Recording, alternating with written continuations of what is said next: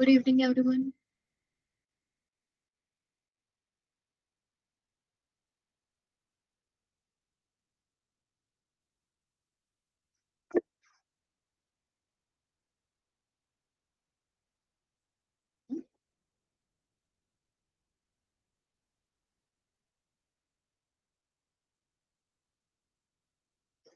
Good evening. चलो, next topic start करें. ठीक है.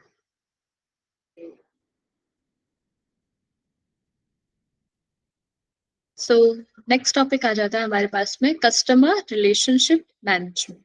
Okay. So what is customer relationship management? किसी को कोई आइडिया है, कोई बता सकते हैं?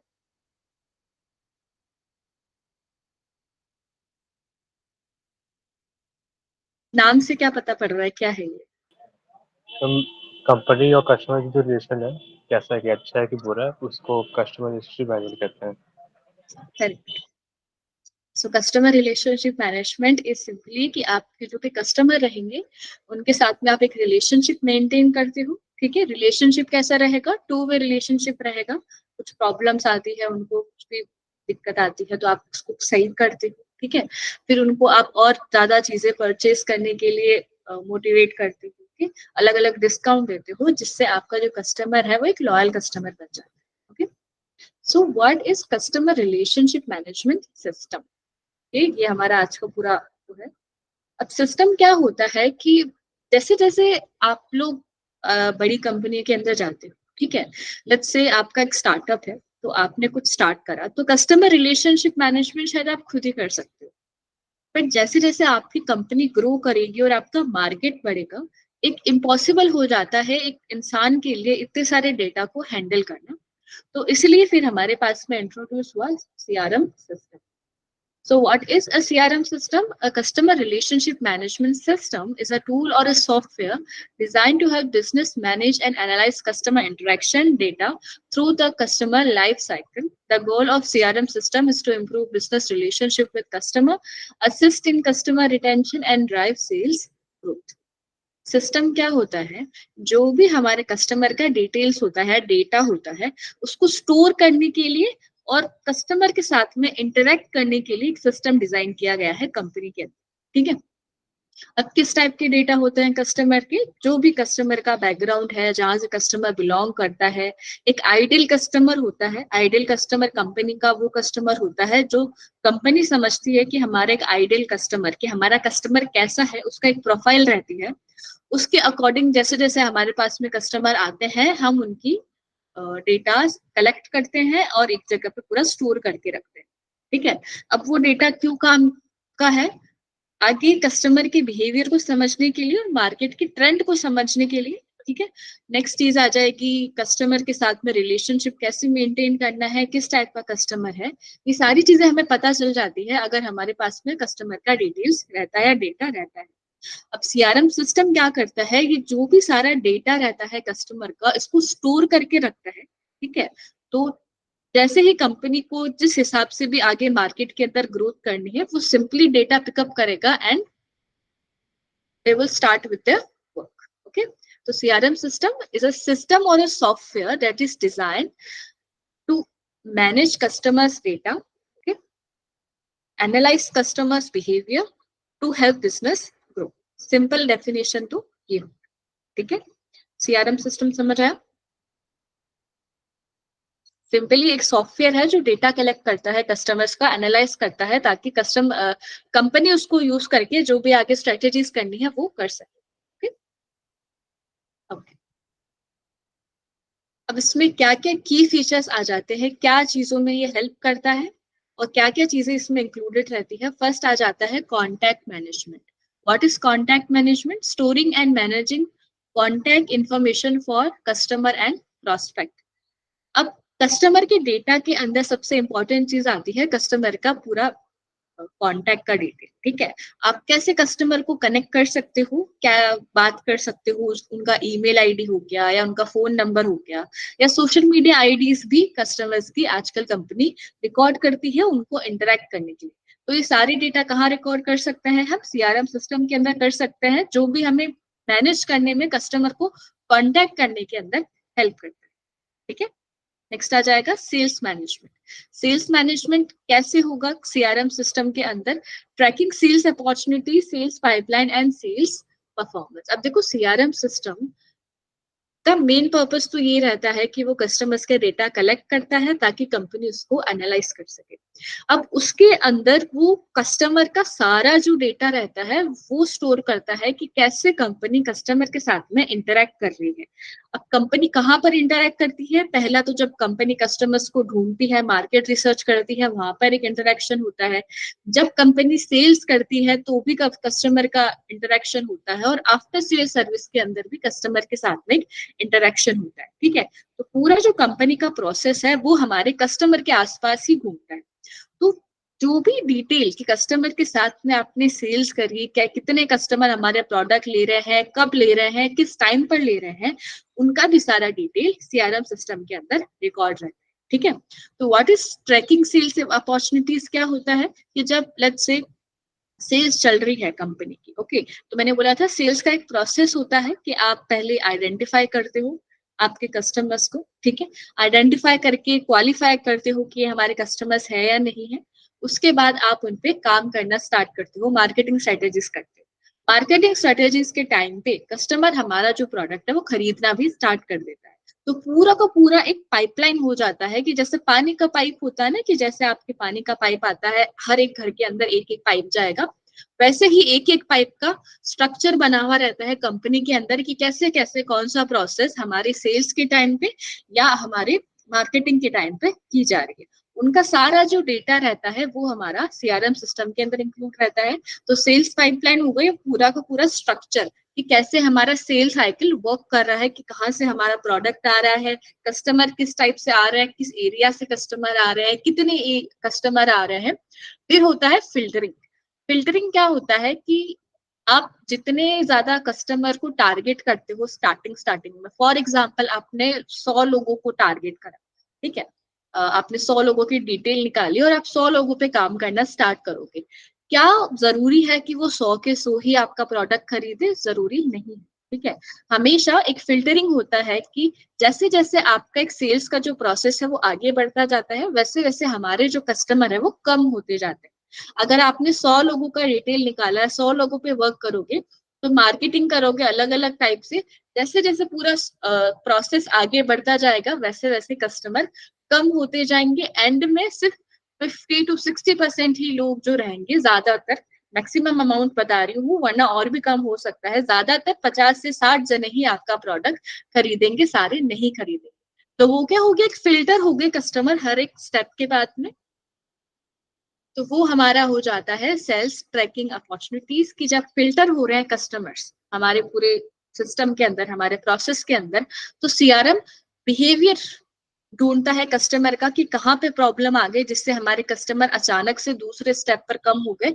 उस बिहेवियर को पकड़ेगा, वो प्रॉब्लम पकड़ेगा, और कंपनी उसको ट्रैक कर पाएगी कि कहाँ पर हमें इम्प्रूव करना है जिससे हमारी सेल्स है वो बढ़ जाए। ठीक है, तो सेल्स मैनेजमेंट क्या हो गया, सेल्स का जो पूरा प्रोसेस चलेगा उसके अंदर कस्टमर पूरा रहता है, उसके अंदर पूरा इंटरेक्ट रहता है कस्टमर का। ठीक है, अब कस्टमर स्टार्टिंग से लेके एंड तक जैसे जैसे हमारे सेल्स के प्रोसेस में आगे बढ़ेगा, वैसे वैसे उसकी डिटेल सीआरएम सिस्टम में रिकॉर्ड होगी, जिसको कंपनी देख के एनालाइज कर सकती है, देख सकती है कि हमारा सेल का प्रोसेस कैसा चल रहा है, कस्टमर का बिहेवियर कैसा है, और कहाँ कहाँ हम हमारा सेल्स इंप्रूव कर सकते हैं। ठीक है, नेक्स्ट आ जाएगा मार्केटिंग ऑटोमेशन। मार्केटिंग ऑटोमेशन क्या होता है कि फॉर एग्जाम्पल अगर आप डिजिटल मार्केटिंग पढ़ते हो तो वहां पर एक एड्स का या ईमेल मार्केटिंग का एक आता है, हम आगे भी हमारा लेक्चर होगा इसके अंदर जिसमें आपको थोड़ा सा इंट्रो मिल जाएगा डिजिटल मार्केटिंग के अंदर। तो ईमेल मार्केटिंग क्या होता है कि जब आपके पास में कस्टमर्स के ईमेल रहे, ठीक है, तो आप उनको अलग अलग टाइप से ईमेल सेंड करते हो। ठीक है, कैसे ईमेल सेंड करोगे? फर्स्ट आप सेंड कर सकते हो इंट्रोडक्शन ईमेल, कि जिसमें आपका प्रोडक्ट या आपकी बिजनेस के बारे में कुछ भी जानकारी हो, कस्टमर को एक बार का रियलाइज कराने के लिए कि आपकी कोई कंपनी है। ठीक है, फिर इंट्रोडक्शन के बाद में होता है, वहां पे हमेशा ईमेल के अंदर आपकी वेबसाइट का लिंक या कुछ रहता है जिससे क्लिक करके कस्टमर आपके जहाँ पे भी प्रोडक्ट्स रहेंगे, जो भी वेबसाइट रहेगी वहां पर चला जाएगा और अगर उसका मन करेगा तो वो प्रोडक्ट्स खरीद भी लेगा। अब उस प्रोसेस के अंदर हर एक टाइम के अंदर क्या होता है, अलग अलग कस्टमर्स के बिहेवियर के हिसाब से ईमेल सेंड होता है। पहला पे कॉमन ईमेल चला जाता है इंट्रो का, कि आपकी बिजनेस का और आपके प्रोडक्ट का इंट्रो हम कस्टमर को दे रहे हैं, तो ठीक है। फिर उसके अंदर एक दो ग्रुप बढ़ जाएंगे कस्टमर्स के, जो आपका इंट्रो देख के, ईमेल देख के उस ईमेल को एक बार का खोल लेंगे, ठीक है, पढ़ेंगे नहीं, सिर्फ खोल लेंगे। और एक और ऐसे कस्टमर रहेंगे जो आपका ईमेल खोल के भी नहीं देखेंगे। उसके बाद आप इन दोनों ग्रुप के अलग अलग ईमेल सेंड करोगे। जो इसने खोल के भी नहीं देखा उसको तो वापस इंट्रो वाला सेंड करोगे, और जिसने एक बार का खोल लिया तो उसको अलग टाइप का ईमेल सेंड करोगे, जिससे एक बार वो आपकी वेबसाइट पे चला जाए। ठीक है, यहाँ तक हो गया। उसके बाद क्या होता है, फिर और ग्रुप ऐड होता है उसके अंदर, कि ऐसे कस्टमर्स रहेंगे जिन्होंने आपका ईमेल खोला और आपकी वेबसाइट पे चले गए लेकिन कोई प्रोडक्ट नहीं खरीदा। उसके बाद आप अलग से एक और ईमेल भेजोगे जो कस्टमर्स को थोड़ा ऐसे बोलेगा कि हमारे ये प्रोडक्ट है या डिस्काउंट है, जिससे प्रोडक्ट को खरीद ले। फिर ऐसे कस्टमर्स आएंगे जो प्रोडक्ट खरीद लेंगे, ठीक है, खरीद लेंगे तो उसके बाद आप और प्रोडक्ट्स की डिटेल उनको भेज सकते हो, या कोई भी डिस्काउंट वाउचर होगा वो उनको आप भेज सकते हो। तो ये क्या हो गया, ईमेल मार्केटिंग के अंदर हर एक स्टेप पे फिल्टर होते रहते हैं कस्टमर, अलग अलग टाइप के कस्टमर्स आपके प्रोडक्ट देखते हैं या नहीं देखते हैं, उस बेसिस पे आप अलग अलग ईमेल सेंड करते हो। तो बहुत लंबा प्रोसेस हो गया बात करने के अंदर ही। तो ऐसे आप हजारों लोगों को ऐसे ईमेल भेजोगे तो बहुत लेंथी प्रोसेस हो जाता है। तो उस चीज को कम करने के लिए मार्केट ऑटोमेशन सिस्टम आ जाता है। मार्केट ऑटोमेशन सिस्टम क्या होता है कि आप कोई भी ईमेल मार्केटिंग करो या सोशल मीडिया मार्केटिंग करो, ऑटोमेटिकली कस्टमर का क्या बिहेवियर है वो डिटेक्ट होता है, और अपने आप ही कौन सी डेट पर किस टाइम पे कौन सा ईमेल या कौन सा भी हमें कैंपेन करना है वो कस्टमर के सामने आ जाता है। ठीक है, तो मार्केट ऑटोमेशन यानी कि ईमेल मार्केटिंग के एग्जाम्पल की अगर हम साथ में लेके चलते हैं, तो ईमेल मार्केटिंग के टाइम पे जो भी बिहेवियर रहेगा ऑटोमेटिकली डिटेक्ट हो जाएगा कस्टमर ने क्या करा है, उस हिसाब से उसको अलग अलग ईमेल भेज सकते हैं, जिसके अंदर आप टाइम भी रिकॉर्ड कर सकते हो कि किस टाइम पे कौन से दिन कभी कौन सा ईमेल पहुंचना चाहिए। सेम हो जाता है जो हम ऑनलाइन एड्स चलाते हैं, तो ऑनलाइन एड्स भी ऐसे ही चलते हैं, कोई अलग अलग कस्टमर के लिए एड्स नहीं बनाता है, ऑलरेडी एड बने हुए रहते हैं। आपका बिहेवियर डिटेक्ट होता है, बिहेवियर के हिसाब से फिर आपको एड्स दिखाया जाता है। ठीक है, तो वो क्या हो गया, मार्केट ऑटोमेशन। वो जो बिहेवियर रिकॉर्ड हुआ वो कहाँ रिकॉर्ड हुआ, सीआरएम सिस्टम के अंदर। सीआरएम सिस्टम में रिकॉर्ड हुआ, ट्रैक हुआ, और उस हिसाब से फिर आपको ऑटोमेटिकली ईमेल्स या एड्स आते हैं। ठीक है, वापस सुन लो क्या क्या की पॉइंट्स थे सीआरएम सिस्टम के। फर्स्ट पॉइंट आ जाता है कॉन्टैक्ट मैनेजमेंट, कि आप कैसे कस्टमर को कनेक्ट करोगे, बात करोगे, उसका सारा जो भी डिटेल रहता है, डेटा रहता है, वो रिकॉर्ड रहता है। ठीक है, सेल्स मैनेजमेंट रहता है कि हमारा पूरा सेल्स का जो प्रोसेस है, कस्टमर का बिहेवियर क्या रहा और कितना कितना कस्टमर का डेटा आता है, वो उसके अंदर रिकॉर्ड रहता है, ताकि सेल्स के अंदर हम हमारा जो सेल्स है वो और इम्प्रूव कर सके। मार्केटिंग ऑटोमेशन के अंदर ऑटोमेटेड ईमेल आते हैं, जो कैंपेन्स चलते हैं, एड्स चलते हैं, वो कस्टमर के बिहेवियर को ट्रैक करके ऑटोमेटिकली सिस्टम उनके पास में आपके ईमेल या एड्स भेज सकता है। तो वो को क्या, मार्केटिंग ऑटोमेशन। ठीक है, इन तीनों में किसी को कोई डाउट?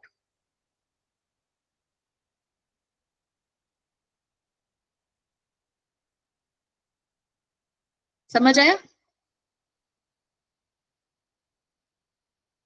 सबको? सेल्स पाइपलाइन क्या होता है, सेल का पूरा प्रोसेस। प्रोसेस हमने क्या बात करा था, सेल कैसे स्टार्ट होती है, पहले आप मार्केट में रिसर्च करते हो, कस्टमर को ढूंढते हो, कस्टमर मिल जाते हैं तो पहले कस्टमर को चेक करते हो कि क्या हमारा कस्टमर है या नहीं है। फिर उनका जो भी डेटा रहता है उस हिसाब से हम मार्केटिंग करते हैं, और फिर जो धीरे धीरे जो कस्टमर है वो हमारा प्रोडक्ट लेना स्टार्ट कर देते हैं, और उसके बाद जो भी आफ्टर सेल सर्विस होती है वो। तो आपने ये चीज नोटिस करी होगी कि सेल का पूरे प्रोसेस के हमेशा कस्टमर के आसपास होता है। ठीक है, कस्टमर से ही स्टार्ट होता है और कस्टमर पे आके खत्म होता है। तो उस टाइम पे कस्टमर का बिहेवियर कैसा रहा, ठीक है, कस्टमर ने कैसा बिहेव करा, कितने कस्टमर हमारे प्रोडक्ट खरीद रहे हैं, कितने लोगों को हमने स्टार्टिंग में टारगेट करा था, उनका सारा डिटेल, कितने कितने और नए कस्टमर उस प्रोसेस में जुड़ते जा रहे हैं, या कहाँ कहाँ पे हम लोग हमारा सेल का जो परफॉर्मेंस है वो इम्प्रूव कर सकते हैं। ये सारा जो डेटा रहता है वो सीआरएम के अंदर रिकॉर्ड रहता है। ठीक है, तो सेल्स पाइपलाइन तो प्रोसेस हो गया उसका पूरा, कि सेल्स का जो पूरा प्रोसेस है वो रिकॉर्ड रहता है। क्यों? क्योंकि कस्टमर के आसपास होता है, इसलिए। कस्टमर्स के बिहेवियर के हिसाब से कंपनी पूरा डेटा देख सकती है और अपने सेल्स का जो परफॉर्मेंस है वो और इम्प्रूव कर सकती है।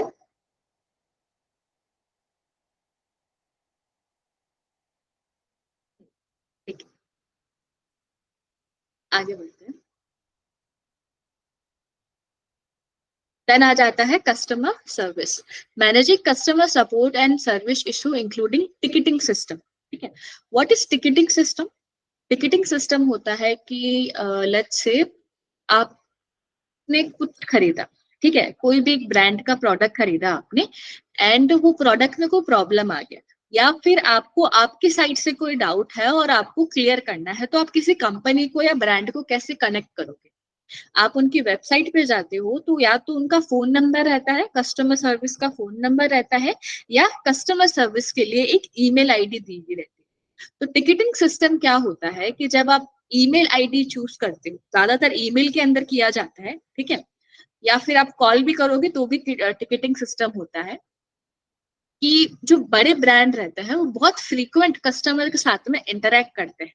तो वो क्या करता है कि वेटिंग का आपको नंबर दे देते हैं, आपको एक नंबर दे दिया, लेट्स से जैसे डॉक्टर के पास जाते हो तो आपको नंबर नहीं देते कि आपका 5वां नंबर है, आपका 10वां नंबर है।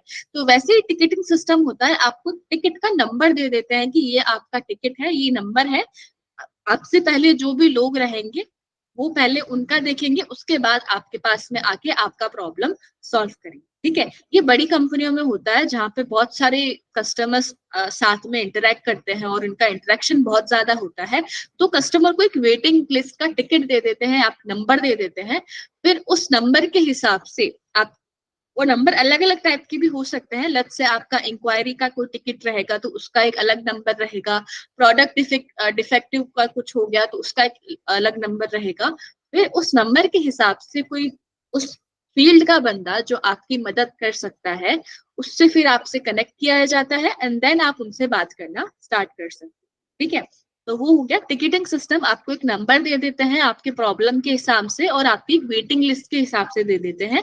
फिर उस बंदे को ढूंढते हैं जो आपका प्रॉब्लम सॉर्ट कर सकता है, एंड देन आप उनसे बात करके आप अपना जो प्रॉब्लम है वो सही कर सकते हो। तो वो हो गया टिकटिंग सिस्टम। वो टिकटिंग सिस्टम भी सीआरएम सिस्टम का एक हिस्सा होता है, जिसके अंदर कस्टमर कंपनी के साथ में इंटरेक्ट करता है। ठीक है, तो managing customer support and service issue क्या हो गया? कस्टमर सपोर्ट जो भी रहता है वो सीआरएम सिस्टम की हेल्प से किया जाता है, क्योंकि जो भी डेटा रहेगा आपका, कि आपने अगर कनेक्ट करा कंपनी को, वो भी डेटा उस सीआरएम सिस्टम के अंदर रिकॉर्ड रहेगा, और उसी की हेल्प से कंपनी फिर आपको वापस कनेक्ट करती है। ठीक है, टिकटिंग सिस्टम आगे, मतलब कस्टमर सर्विस। ठीक है, reporting and analytics, providing insight and analytics on the customer data, sales performance and marketing effectiveness। Reporting and analyse यानी कि सिंपली अगर इतने सारे डेटा रिकॉर्ड रहता है तो वो डेटा रिकॉर्ड कैसे हिसाब से रहेगा? एक रिपोर्ट रहेगी किसी भी कस्टमर की। ठीक है, बहुत सारे कस्टमर्स की रिपोर्ट रहती है, उनके बिहेवियर की रिपोर्ट रहती है, अलग अलग टाइप की कैलकुलेशन होती है हमारे उन रिपोर्ट्स के अंदर, जिसको कंपनी एनालाइज करके उनका जो भी सेल्स का परफॉर्मेंस हो गया या मार्केटिंग का परफॉर्मेंस हो गया उसको वो इम्प्रूव कर सकते हैं। ठीक है, देन आ जाता है integration, integration with other businesses system tools such as email, social media, e commerce platform. जैसे मैंने अभी ईमेल का आपको एग्जांपल दिया था ना, कि ईमेल कैसे होता है, ईमेल का कैंपेन आप कैसे चलाते हो, अलग अलग जैसे जैसे कस्टमर का रिस्पॉन्स आता है वो रिस्पॉन्स रिकॉर्ड रहता है, और उस हिसाब से आप उनको अलग अलग ऑटोमेटिकली ईमेल भेज सकते हो। तो वो कैसे हो पाया? वो सीआरएम सिस्टम की वजह से हो पाया, क्योंकि कस्टमर का डेटा जो भी ईमेल आईडी रहेगी वो सीआरएम सिस्टम के अंदर रिकॉर्डेड रहती है। ठीक है, रिकॉर्ड रहेगी तो बिहेवियर भी रिकॉर्ड रहेगा, ईमेल आईडी भी रिकॉर्ड रहेगी। ईमेल आईडी का एग्जांपल ले रही हूं मैं, तो जैसे कस्टमर का बिहेवियर रहेगा, जो भी वो हरकत करेगा आपकी कैंपेन के अंदर, उस हरकत के हिसाब से उनको बाद में और ईमेल भेजे जा सकते हैं, जिससे एक परफॉर्मेंस जो होती है किसी भी बिजनेस की वो इम्प्रूव हो जाती है। ठीक है।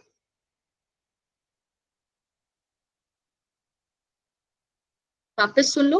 कस्टमर सर्विस, कस्टमर जो भी सपोर्ट रहता है कस्टमर का, उसको इम्प्रूव करने में हेल्प करता है। टिकटिंग सिस्टम का एग्जांपल हम लेंगे तो टिकटिंग एक नंबर रहेगा जो आपको एज अ वेटिंग लिस्ट के हिसाब से भी मिल सकता है और आपके प्रॉब्लम के हिसाब से भी मिल सकता है। उस हिसाब से आपसे कंपनी कनेक्ट करेगी और आपकी प्रॉब्लम सॉल्व करेगी। कैसे होगा? सीआरएम सिस्टम में आपका डेटा रिकॉर्ड रहेगा, उस हिसाब से आपको कस्टमर सपोर्ट मिलता है। रिपोर्टिंग एंड एनालिसिस, पूरा कस्टमर का जो डेटा रहता है वो उसके अंदर रिकॉर्ड रहता है, कैसा बिहेवियर है, कहाँ पर है, क्या है, बहुत सारी कैलकुलेशन रहती है जिसको कंपनी एनालाइज करके आपका मार्केटिंग का, सेल्स का परफॉर्मेंस या कस्टमर्स रिलेशनशिप मैनेजमेंट को भी इम्प्रूव कर सकती है। इंटीग्रेशन यानी कि अलग अलग जो भी सोशल प्लेटफॉर्म्स रहते हैं, ईमेल हो गया, सोशल मीडिया हो गया, ई कॉमर्स प्लेटफॉर्म हो गए, इसके अंदर कस्टमर के बिहेवियर को रिकॉर्ड करके कंपनी कस्टमर को अलग अलग टारगेट कर सकती है और अपनी परफॉर्मेंस इंप्रूव कर सकती है। ठीक है। ये तीनों पॉइंट आए।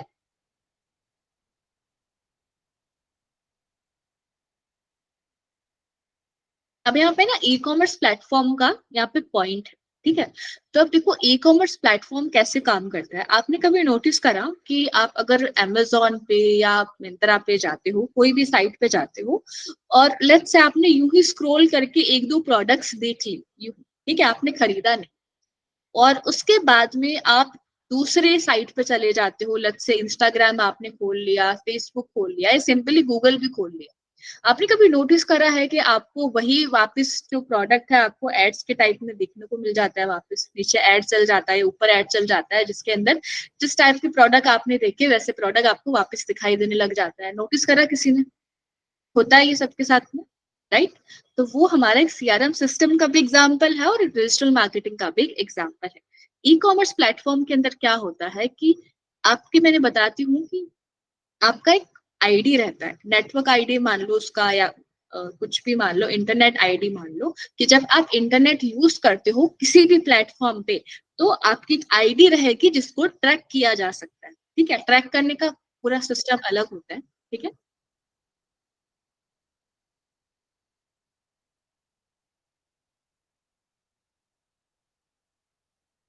उसको ट्रैक करने का पूरा जो सिस्टम रहता है वो अलग रहता है। ठीक है।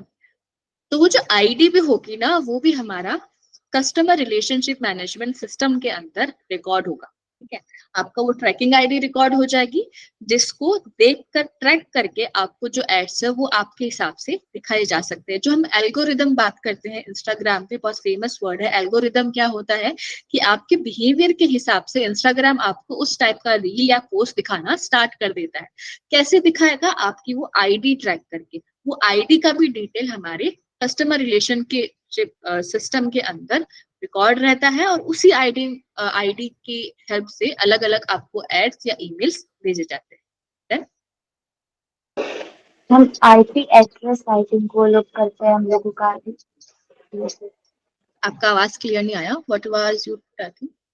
हम आईपी एड्रेस ट्रैक करते हैं हमारा। Right, right, correct. एक्चुअली मैं उसका नाम थोड़ा कंफ्यूज हो गई थी उसका। Right, the IP address I am talking about, वो ट्रैक होती है एंड उसके बाद कंपनी आपको टारगेट करती है। ओके। यहाँ तक किसी को कोई भी डाउट?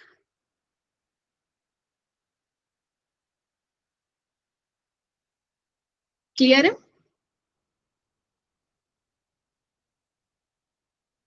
ओके, नेक्स्ट करते हैं। अब हमारा सीआरएम सिस्टम तो हो गया। यहाँ पे मैंने एग्जाम्पल लिखना भूल गई मैं शायद। बट सीआरएम सिस्टम इंडिया के अंदर जो फेमस फेमस है ना, वो यूं ही सुन लो। एक आ जाता है हमारा Zoho CRM, ZOHO CRM system.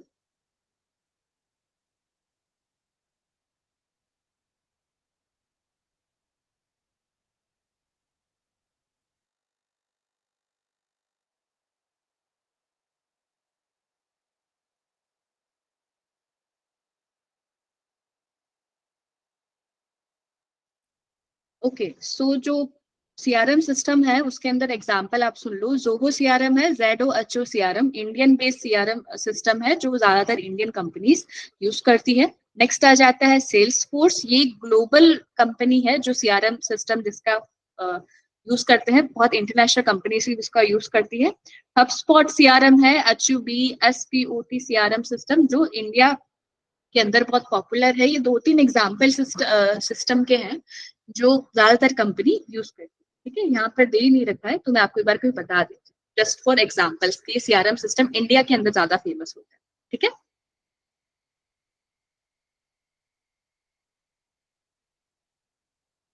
Next आ जाता है customer retention strategy. What is retention, कौन बताएगा?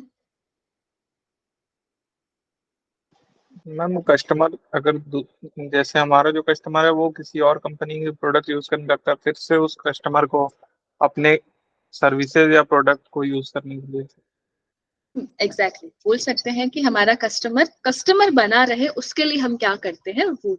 ठीक है, हमने सेल्स का प्रोसेस एक बार का देख लिया था, सेल्स कैसे करते हैं, कस्टमर को टारगेट कैसे करते हैं।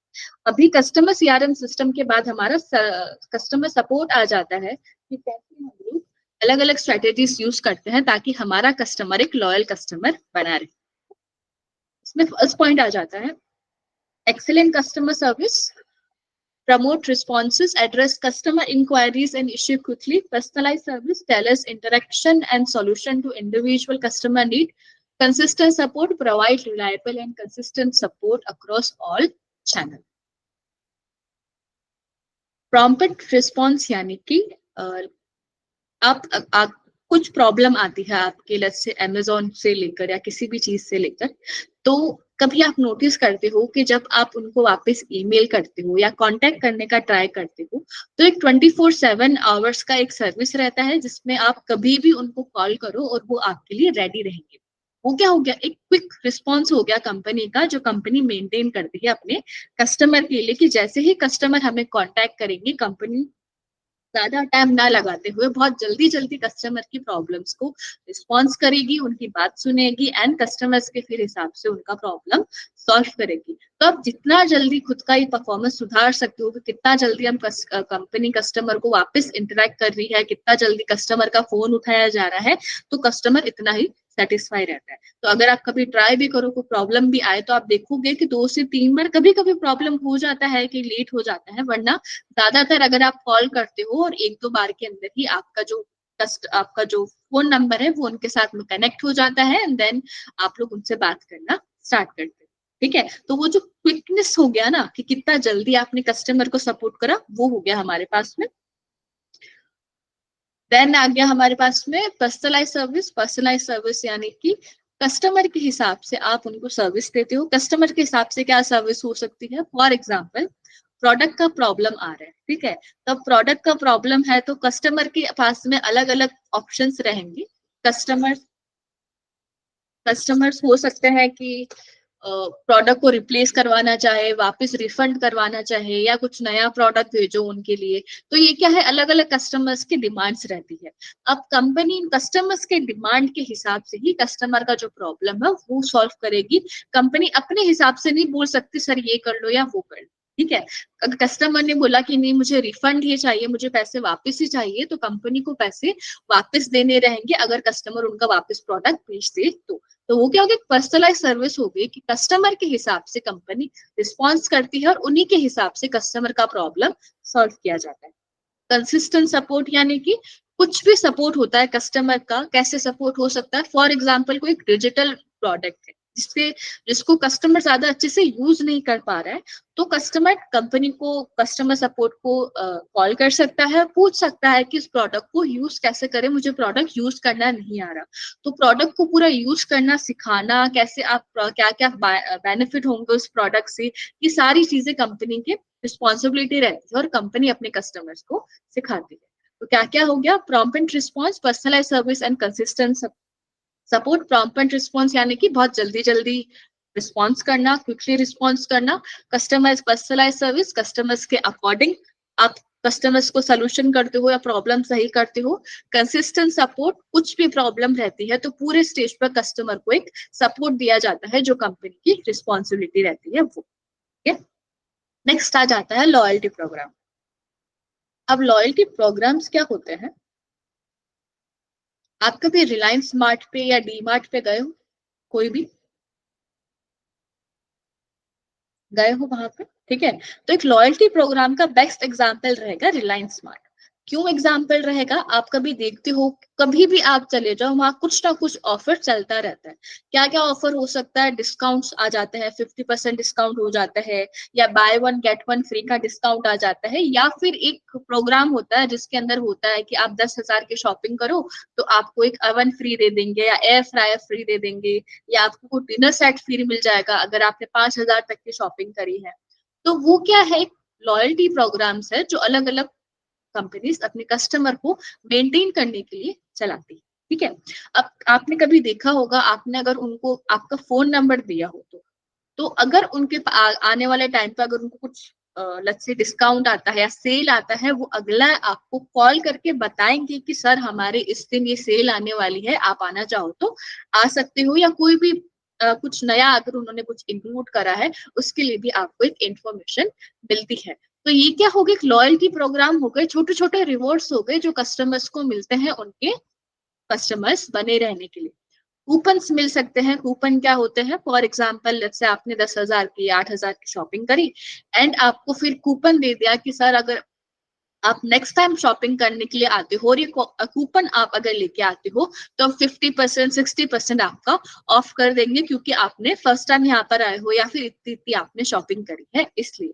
तो ये क्या हो गए, कस्टमर को मेंटेन करने के तरीके हो गए जिससे कस्टमर उनके पास में बार बार आए, ठीक है।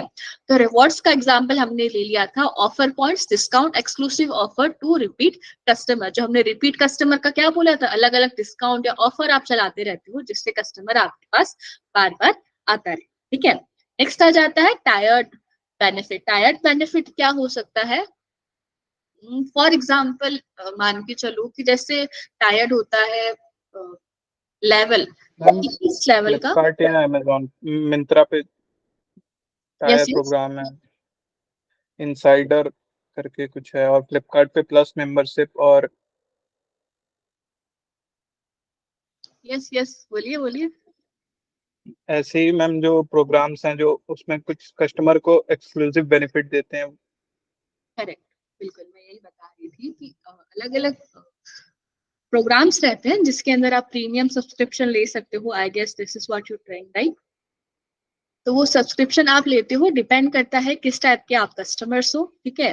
तो ब्रॉन्ज का लेवल होता है, पहले ब्रॉन्ज होगा, फिर सिल्वर होगा, गोल्ड होगा, देन प्लैटिनियम होगा, कभी कभी डायमंड पे भी चला जाता है। तो एक टायर्ड बना देती है कंपनी कि आप किस किस टाइप के प्रोग्राम आप सब्सक्राइब कर सकते हो, जिसकी वजह से आपको अलग अलग बेनिफिट, एक्सक्लूसिव बेनिफिट मिल सकते, ठीक है। तो टायर्ड बेनिफिट तो वो हो गया, एंड लॉयल्टी प्रोग्राम सबमिट कर, ठीक है। इन दोनों पॉइंट में किसी को कोई प्रॉब्लम?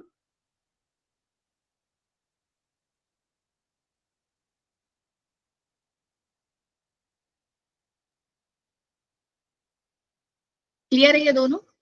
मैं exclaim service and loyalty programs का बोल रही हूँ, ठीक है। ओके, टायर्ड बेनिफिट्स होता है जैसा कि उन्होंने बताया, विवेक ने बताया अभी, ओके। सो क्या होता है, जैसे आप अमेजोन प्राइम आप जानते हो, ठीक है, एग्जाम्पल ले लो। तो अमेजोन प्राइम हो गया, फ्लिपकार्ट के अंदर भी एक प्लस सर्विस होती है, वॉलमार्ट के अंदर भी एक वॉलमार्ट प्लस करके सर्विस होती है। तो उसके अंदर क्या होता है कि आप एक सब्सक्रिप्शन लेते हो, उनका अलग अलग प्रोग्राम रहते हैं, प्रोग्राम के हिसाब से। जैसे आपने अमेजोन का कोई सब्सक्रिप्शन लिया तो ऐसे सब्सक्रिप्शन नहीं होता 3 महीने का, फिर 1 साल का, फिर 2 साल का सब्सक्रिप्शन। उस टाइप का सब्सक्रिप्शन का एक प्रोग्राम होता है जो डिपेंड करता है कि आप कितने पैसे दे रहे हो। तो लेट्स से 5,000 के आपने सब्सक्रिप्शन करा तो 5,000 तो ज्यादा हो गया। फॉर एग्जाम्पल 500 का अगर आपने सब्सक्रिप्शन करा तो एक ब्रॉन्ज लेवल हो जाता है, जैसे फर्स्ट सिल्वर गोल्ड ब्रॉन्ज नहीं होता उस टाइप का। तो ब्रॉन्ज लेवल का आपने एक सब्सक्रिप्शन करा जिसके अंदर आपको हो सकता है कुछ डिस्काउंट मिल जाता है, 5% का डिस्काउंट मिल जाता है अगर आपने वो सब्सक्रिप्शन ले रखा हो तो, ठीक है।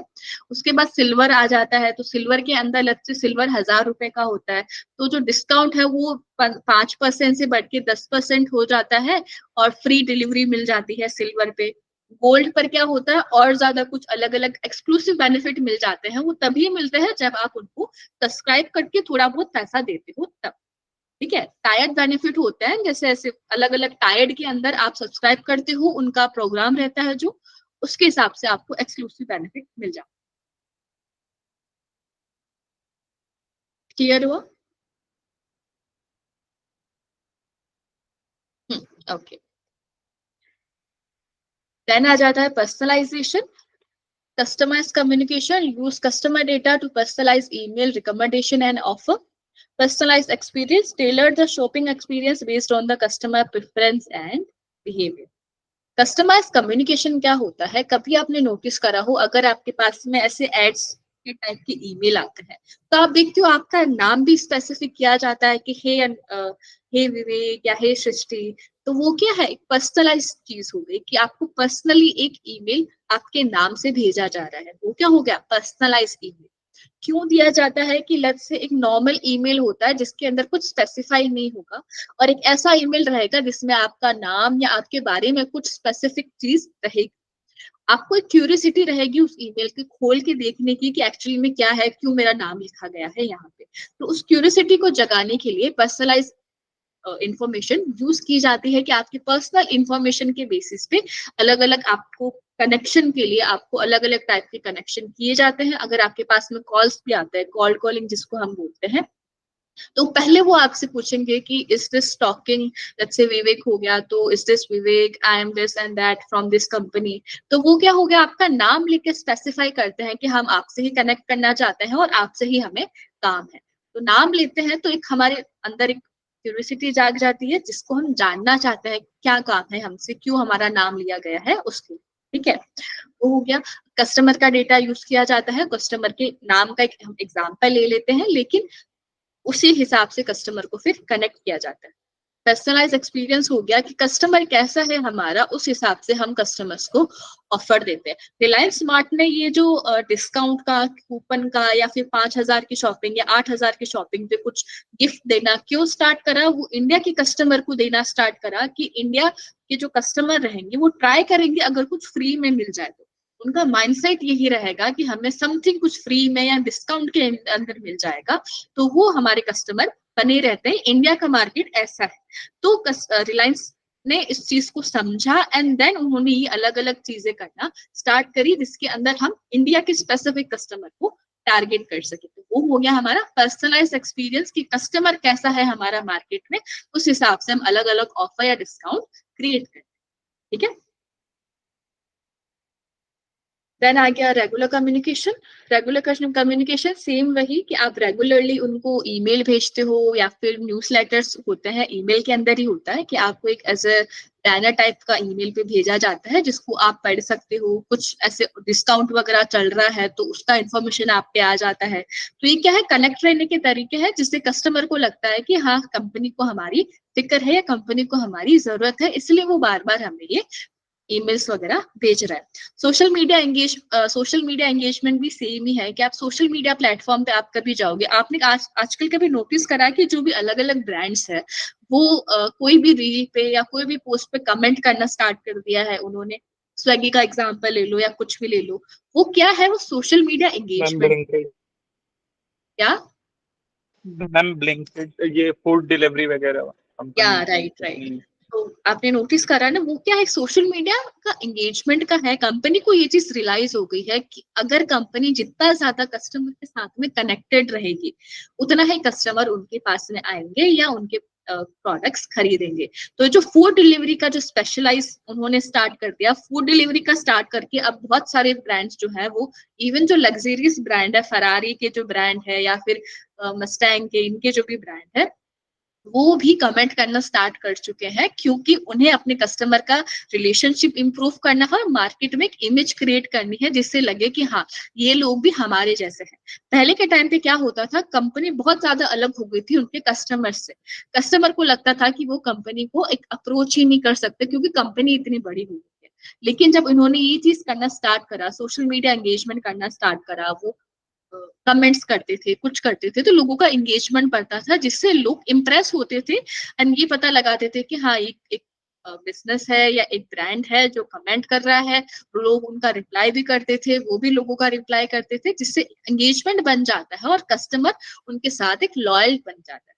ठीक है, रेगुलर कम्युनिकेशन। ठीक, इन दोनों में किसी को कोई doubt, personalisation and regular communication में? क्लियर सबको? ठीक ठीक। देन आ जाता है customer feedback. Survey and poll regularly gather customer feedback to understand their needs and expectation. मैंने क्या बोला था, मार्केट एवर चेंजिंग था और कस्टमर उससे भी ज्यादा चेंज होता है। जितना जल्दी मार्केट में चेंज नहीं आता, उससे पहले हमारा कस्टमर बदल जाता है। उस चीज को ध्यान में रखने के लिए बार बार हमें कस्टमर से उनकी जो भी प्रायोरिटी रहती है, क्या वो चाहते हैं, वो पूछनी रहती है। सिंपली कैसे पूछ सकते हो आप, आपके अगर ईमेल रहता है कस्टमर का, ठीक है, सो आप सिंपली एक फॉर्म जो है ईमेल के अंदर डालकर आप उनको पूछ सकते हो, ठीक है, कि ये हम सर्वे कर रहे हैं, हमें कुछ चीजें इंप्रूव करनी है, वो हो गया। ठीक है, आपने कभी नोटिस करा है कि इंस्टाग्राम कभी कभी होता है, जब अपडेट करने से पहले थोड़े टाइम पहले आपको एक सर्वे सर्कुलेट होता है इंस्टाग्राम के अंदर, जिसके अंदर सिंपली वो आपसे परमिशन मांगता है और आपसे ही एक सर्वे कंडक्ट करवाता है। किसी ने देखा है इस चीज? देखा है ना, ये क्या है, सर्वे का एग्जाम्पल हो गया कि अपडेट के पहले हो गया या कुछ भी चेंज करना रहेगा, उनको अपडेट करना रहेगा, तो एक वो सर्वे सर्कुलेट होता है जिसके अंदर वो आपसे परमिशन मांगते हैं कि हमारा एक सर्वे है और हम इंस्टाग्राम को और इम्प्रूव करने के लिए आपका जो भी ओपिनियन है वो चाहते हैं। आप सर्वे में जाते हो, जो भी आपके क्वेश्चन होते हैं उनको आंसर करते हो और उस सर्वे के हिसाब से इंस्टाग्राम का एक नया अपडेट आ जाता है। तो वो क्या हो गया, एक सर्वे पोल का एग्जाम्पल हो गया। ठीक है, acts on feedback show the customer that their opinion matter by implementing their suggestion। जैसे ही सर्वेस होता है तो उन्होंने अलग अलग सजेशन दिए होंगे, उन्होंने कस्टमर्स को पढ़ा होगा, तो वो क्या हो गया, फिर उस हिसाब से कंपनी एक्ट करती है, जो भी उनको फीडबैक मिला है और जो भी अपडेट करना है प्रोडक्ट के अंदर वो करते हैं। इंस्टाग्राम सबसे अच्छा एग्जाम्पल है उनका। आपने कुछ कुछ चीजें देखी होगी, फॉर एग्जाम्पल अभी व्हाट्सएप के अंदर एडिट का एक वो आया, जिसके अंदर अगर आपने गलत कुछ टाइप कर दिया तो आप वापस उसको एडिट करके सही कर सकते हो आपके मैसेज को। पता है ना आपको ये चीज? व्हाट्सएप पे, इंस्टाग्राम पे, सब पे ये चीज है ना? तो पहले हम लोग क्या करते थे, कुछ गलत होता था तो स्टार लगा के वापस उसको लिखते थे। उन्होंने सर्वे करा और उन्होंने ये चीज प्रॉब्लम पकड़ी कि भाई कस्टमर को चाहिए कि वो एक बार का उसी पे टैप करके एडिट करके अपना मैसेज हैंड टू हैंड वैसा का वैसा वापस भेज दे। तो ये कैसे पॉसिबल हुआ, सर्वे करके। उन्होंने सर्वे करा, मार्केट रिसर्च करी एंड देन उनको रियलाइज हुआ कि हमारे कस्टमर को क्या प्रॉब्लम आ रही थी और उन्होंने उस चीज का सोल्यूशन दे दिया। ठीक है, तो अगर आपको भी देखना है ना कि कस्टमर रिलेशनशिप मैनेजमेंट कैसे होता है, तो आप अगर फेसबुक पे या इंस्टाग्राम पे, व्हाट्सएप पे, इन पे चेक करोगे ना, तो आप देखोगे कुछ कुछ चीजें जो हमें लगता है, फॉर एग्जाम्पल अभी शायद इंस्टाग्राम का एग्जाम अपडेट आया जिसके अंदर आप रिएक्शन दे सकते हो ऑटोमेटिकली, शायद, I am not sure about it, कि पहले आपको लॉन्ग प्रेस करके रिएक्शन देना पड़ता था, लेकिन अभी शायद आप टैप करके रिएक्शन दे सकते हो, या और भी कुछ अलग अलग चीजें हैं। तो वो सब क्या है, वो कस्टमर के बिहेवियर को देखकर चेंज करेगा कि हमारा कस्टमर कैसे कैसे बिहेव करता है हमारे प्लेटफॉर्म पे, और फिर उनको उस हिसाब से फैसिलिटीज दी जाती है। तो कस्टमर फीडबैक ऐसे काम हो गया। High quality product and service. Consistency ensure that your product or service constantly meet and exceed customer expectation. Innovation continuously improve and innovate your offering to keep customer interested. हमेशा आपका जो भी service रहेगा, product रहेगा, उसको आप change करते रहते हो, अपडेट करते रहते हो। हमेशा अपडेट आता रहता है ना, कभी आपका फोन का अपडेट होता है, कभी हमारे एप्लीकेशंस का अपडेट आता है। वो अपडेट क्या है, हमारा वो क्या एक तरह से प्रोडक्ट ही तो है, उनका एक सर्विस ही है जो कस्टमर को दे रहे हैं। तो उसको बार बार कैसे चेंज कर सकते हैं, कैसे इंप्रूव कर सकते हैं, अलग अलग अपडेट देके। तो वो हमारा एग्जांपल हो गया कि हम कैसे हमारा प्रोडक्ट कस्टमर के खरीदने के बाद में भी उसको एक हाई क्वालिटी मेंटेन कर सकते हैं, हम अलग अलग अपडेट देके दे सकते हैं, फॉर एग्जाम्पल। ठीक है, एंड देन वही चीज है, आप अलग अलग नई नई चीजें एड ऑन करते रहते हो सर्विसेज में, खास करके जो एप्लीकेशंस अगर आप बनाते हो तो जिसमें जो कस्टमर है वो इंटरेस्टेड रहे आपके प्रोडक्ट के अंदर। ठीक है, ये दोनों पॉइंट समझ आए? ठीक है।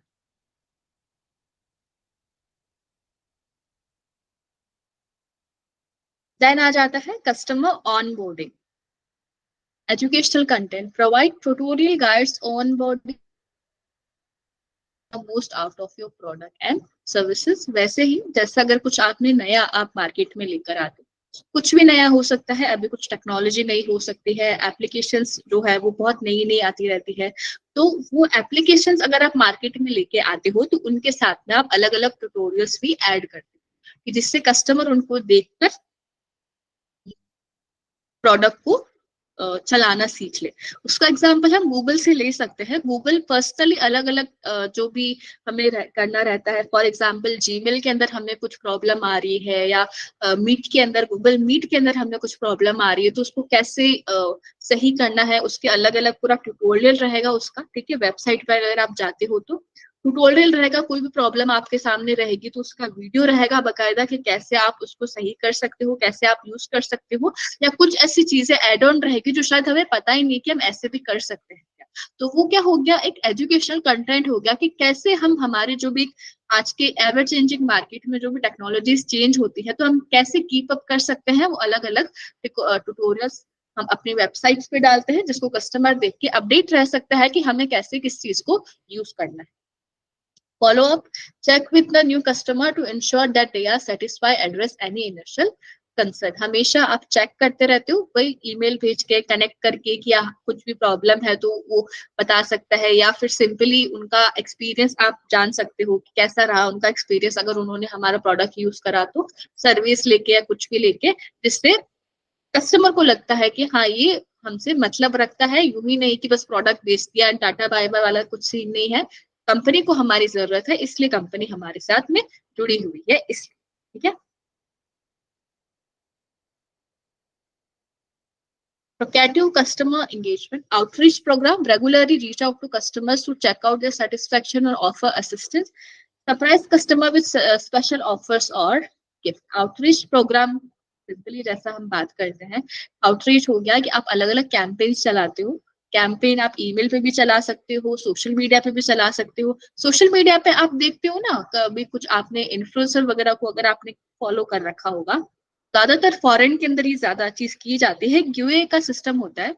गिव अवे क्या होता है कि उन्होंने कुछ ऑलरेडी कुछ चीजें उन्होंने खरीद रखी होती है एंड फिर वो बोलते हैं कि जो हमारे क्या बोलते हैं प्रोफाइल को फॉलो करेगा, कमेंट करेगा, लाइक करेगा, तो उसको हम लोग हमारा जो भी प्रोडक्ट रहेगा उनमें से हम कोई प्रोडक्ट फ्री में दे देंगे। तो वो क्या हो गया, स्पेशल ऑफर हो गए, कुछ स्पेशल चीजें हो गई जो टाइम टू टाइम जो इन्फ्लुएंसर्स है ज्यादातर वो चलाते रहते हैं। वो क्या है, उनका तरीका है कस्टमर को या उनके फॉलोअर्स को मेंटेन करने का। अब इन्फ्लुएंसर के कस्टमर उनके फॉलोअर रहेंगे, जितने ज्यादा उनके फॉलोअर्स बढ़ेंगे उतना ज्यादा पैसा इन्फ्लुएंसर आज के टाइम पे कमा पाता है। जो स्पेशल ऑफर्स जो भी होते हैं, इंस्टाग्राम पे गिव अवे के ऑफर्स हो गए या कुछ भी हो गए, फ्री के अंदर कुछ मिल गया, तो वो हमारे स्पेशल ऑफर के अंदर आ जाता है। आउटरीच प्रोग्राम भी सेम ही है, आप अलग अलग कैंपेन्स बनाते हो जिसमें आप बार बार कस्टमर को कनेक्ट करके उनके बारे में जानते हो और ये पूछते हो कि वो सेटिस्फाई है हमारे प्रोडक्ट से या नहीं। ठीक है, ये दोनों क्लियर हुए सबको? ठीक है, एंड आई गेस ये लास्ट है, राइट। देन आ जाता है online forum, sorry, build a community, create a space where customer can interact with each other with your brand, event and webinar, host event webinar meetup to engage with your customer. आपने कभी notice करा है Instagram पे खास करके, शायद मैंने कभी ज्वाइन नहीं करा बट मैंने देखा है कि जो भी बड़े बड़े इन्फ्लुएंसर्स होते हैं वो शायद एक ग्रुप वगैरह कुछ मेंटेन करते हैं और आपको सजेशन भी आते हैं कि इनका इन्होंने ये थ्रेड्स का है शायद, वो मुझे थोड़ा क्लियर नहीं। Broadcast channel. Right right right right, आप बता सकते हो क्या है, क्योंकि मुझे उसका आइडिया नहीं है, मैंने देखा है बट मैंने कभी ऐसे चेक ही नहीं करा उसको। मैम एक्चुअली वो काइंड ऑफ कम्युनिटी होती है, जैसे व्हाट्सएप कम्युनिटी होती है, हम्म, वो इंस्टाग्राम पे कम्युनिटी होती है। वैसे जो जो एडमिन है वो अपने फॉलोअर्स को इनवाइट भेजता है कि मेरे ब्रॉडकास्ट चैनल में आओ, मैं जो भी चीज़ें करता रहता हूँ उसको आपको आपको अपडेट मिलती है, उसकी फोटोज ओके, की या कोई मैसेज की, ऐसी है। हाँ, यही है। बिल्ड अ कम्युनिटी का एग्जाम्पल बिल्कुल जैसा आपने बोला है वही है, क्योंकि एक्चुअली मैंने ये चीज नोटिस तो करी है बट मैंने कभी खुल के नहीं देखा कि एक्चुअली में होता क्या है, सो मुझे इसका थोड़ा सा कंफ्यूजन था। तो करेक्ट, तो कम्युनिटी वही रहेगी जैसा विवेक ने बताया। देन आ गया events and webinars. Events and webinars में आ जाते हैं जो भी आप, मैंने बताया था कि जो कॉर्पोरेट रहेगा, अगर आप किसी कॉर्पोरेट के अंदर जाते हो तो वहां पर यूजुअली अलग अलग टाइप के इवेंट्स ऑर्गेनाइज करते हैं जिससे वो कस्टमर्स के साथ में कनेक्ट हो सकते हैं, अपने जो भी पार्टनर्स होते हैं उनके साथ में कनेक्ट हो सकते हैं। आपको इनविटेशन भी आ सकता है अगर आप ऐसी किसी कम्युनिटी के या किसी ब्रांड के अगर हो ऐसे कस्टमर्स, तो वो आपको इनवाइट भी भेजता है कि ये हम इवेंट ऑर्गेनाइज कर रहे हैं, आप प्लीज यहाँ पर आइए, ठीक है। सो वो हो गए हमारे अलग अलग इवेंट्स। आई गेस जयपुर में बहुत फेमस इवेंट होते हैं, ज्वेलरी के इवेंट होते हैं, मार्बल के इवेंट होते हैं, जो बहुत सारी कंपनी मिलकर ऑर्गेनाइज करती है, जहाँ पे आप जाके चेक कर सकते हो नया क्या आया है। वही सेम वेबिनार्स और इवेंट आप आपके कस्टमर्स के लिए लॉन्च करते हैं। Then address issue promptly. Problem resolution: address any problem, complaint quickly and effectively. Follow up: ensure the customer satisfied with the resolution. Same, जो भी प्रॉब्लम्स क्रिएट होती है आप कस्टमर्स को कितना जल्दी उसका सोल्यूशन करते हो, कितना जल्दी कस्टमर को कनेक्ट करते हो, और क्या आपका सोल्यूशन कस्टमर्स के लिए सही है या नहीं उसका आप ध्यान रखते हो, तो वो हो गया हमारा एड्रेस इशू प्रोमेट्री। ठीक है, यहाँ तक टॉपिक में किसी को कोई भी डाउट है यहाँ तक के टॉपिक में?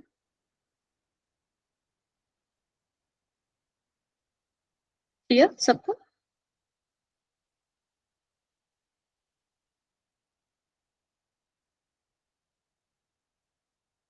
ठीक है, नेक्स्ट करते हैं। नहीं, नेक्स्ट नहीं करते, आप 10 मिनट का ब्रेक ले लो, फिर लास्ट टॉपिक है and then we can start with the case study. Okay, 10 minute का ब्रेक ले लो। या आई नो, इतना खुश होने की जरूरत नहीं है, मुझे पता है बहुत टाइम से वेट कर रहे थे आप। ओके, 8:10 पर वापस आ जा। उसके बीच में किसी को कोई डाउट है तो पूछ सकता है।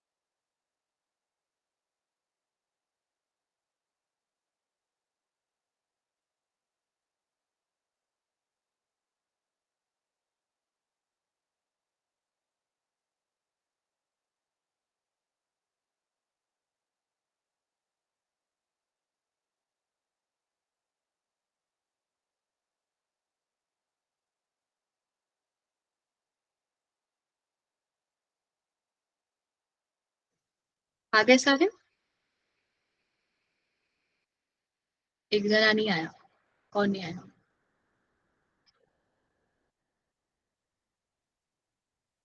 एक क्या, आधे लोग नहीं आए अभी तो। ठीक है, 2 मिनट और वेट कर देते हैं, उनको आने देते हैं।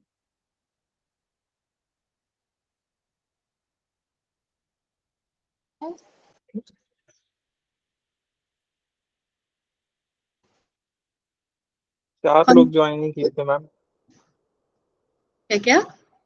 सिर्फ 4 लोग ही ज्वाइन किए थे आज क्लास। आई थिंक मुझे स्टार्टिंग में दिखे तो से ज्वाइन करे, शायद नहीं करा होगा। थोड़ी कोई बात, स्टार्ट करते हैं फिर। नेक्स्ट आ जाएगा बिल्डिंग कस्टमर लॉयल्टी। सिंपली जो हमने पढ़ा था की फैक्टर्स क्या होते हैं, उसको वापस सम अप करके बताया। कैसे बिल्ड करोगे, कर पहले आ जाएगा understand your customer, segment the customers and tailor approach, gather and act on feedback. अपने कस्टमर्स को समझो, ठीक है, कौन है आपके, कहाँ है, क्या कर रहे हैं, जो भी उनका बिहेवियर है उनको पूरा अंडरस्टैंड करो। और फिर सेगमेंट जो हमने बात करी थी कि आप अलग अलग कस्टमर्स को उनके हिसाब से टारगेट करते हो और उन्हीं के हिसाब से अलग अलग मार्केटिंग स्ट्रेटेजीज करते हो, ताकि स्पेसिफिक जो कस्टमर्स है वो आपके लॉयल कस्टमर बन जाए। ठीक है, deliver exceptional value, ensure high quality product service, highlight unique selling points। क्या है आपका प्रोडक्ट का यूनिक सेलिंग पॉइंट? ठीक है, यूनिक सेलिंग पॉइंट पता है किसको क्या होता है?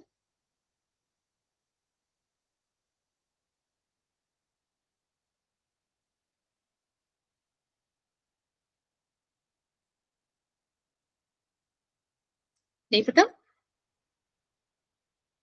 ठीक है, यूनिक सेलिंग पॉइंट क्या होता है, आपका जो आपका प्रोडक्ट रहेगा वो इकलौता नहीं रहेगा मार्केट में। ठीक है, आपके प्रोडक्ट के जैसे और भी प्रोडक्ट्स होंगे। फॉर एग्जाम्पल हमने शैम्पू का बात करा था, हम क्यों ही 4-5 ब्रांड के ही नाम जानते हैं, बाकी हजारों तादाद होगी शायद शैम्पू के ब्रांड की मार्केट के अंदर, बट हम 4-5 स्पेसिफिक प्रोडक्ट के ब्रांड ही जानते हैं। क्यों?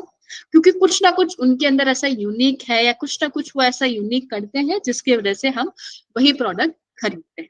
वो क्या हो गया यूनिक सेलिंग पॉइंट, कि ऐसा क्या आपका प्रोडक्ट बेनिफिट या अलग दे रहा है आपके कंपटीटर से, जिससे कस्टमर आपका प्रोडक्ट खरीदे। वो हो गया हमारा यूनिक सेलिंग पॉइंट। ठीक है, आपका प्रोडक्ट कितना अच्छा है, कितना बेनिफिट देगा प्रोडक्ट कस्टमर्स को, और क्या उसमें ऐसा अलग है जो किसी दूसरे प्रोडक्ट में नहीं है, आप उसको हाईलाइट करके कस्टमर्स को टारगेट करो। ठीक है, कंसिस्टेंट कम्युनिकेशन, हमेशा बार बार जो भी आपके कस्टमर्स रहेंगे उनके साथ में आप कनेक्टेड रहते हो, ईमेल सेंड करते हो, कॉल्स करते हो। ठीक है, जो भी बात रहेगी पर्सनलाइज कम्युनिकेशन जिसको हम बोलते हैं, कि पर्सनली आप उनको एड्रेस करके ही बात करते हो, जिसकी वजह से कस्टमर को लगे कि हमारी जो कंपनी है वो उनको प्रायोरिटी दे रही है। ठीक है, तो वो हो गया हमारा बिल्डिंग कस्टमर लॉयल्टी के 3 पॉइंट। इन तीनों में किसी को कोई डाउट?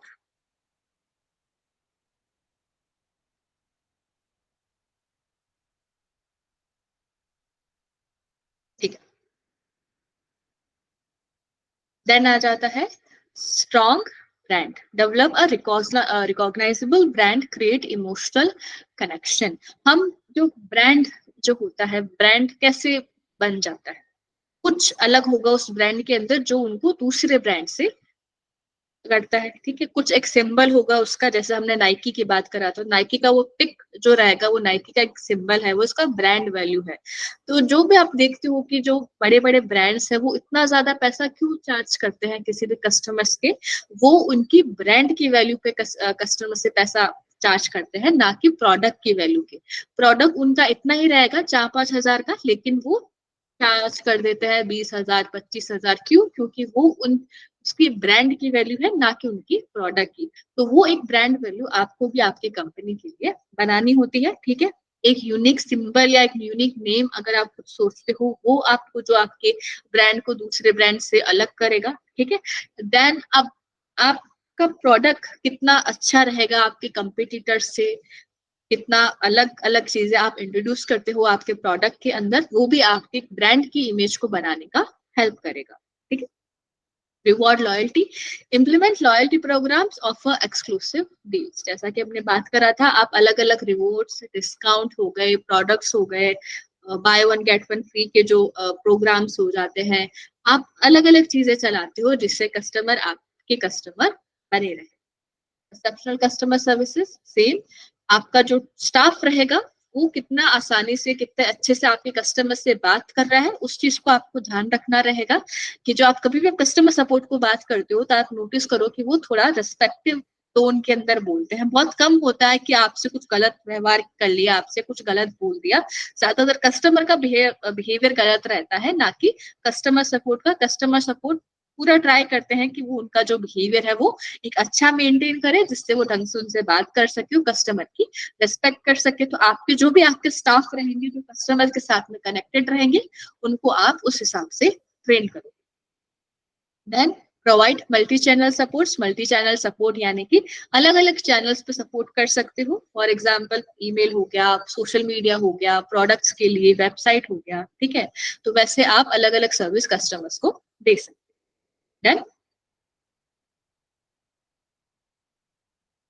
क्लियर है ये तीनों पॉइंट?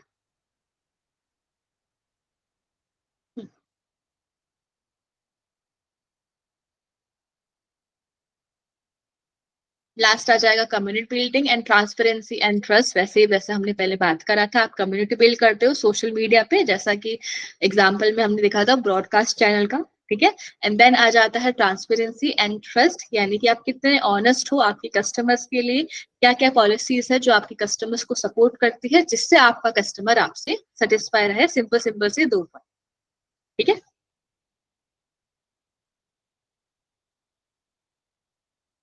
देन बढ़े आगे। सब तीन जने ही है, एक बार तीनों ही थम्स अप कर दो तो मुझे पता चल जाएगा। ओके, ठीक है। लास्ट टॉपिक आ जाता है कस्टमर लाइफ टाइम वैल्यू, ठीक है। लाइफ टाइम वैल्यू क्या होता है, सिंपली आप समझ लो,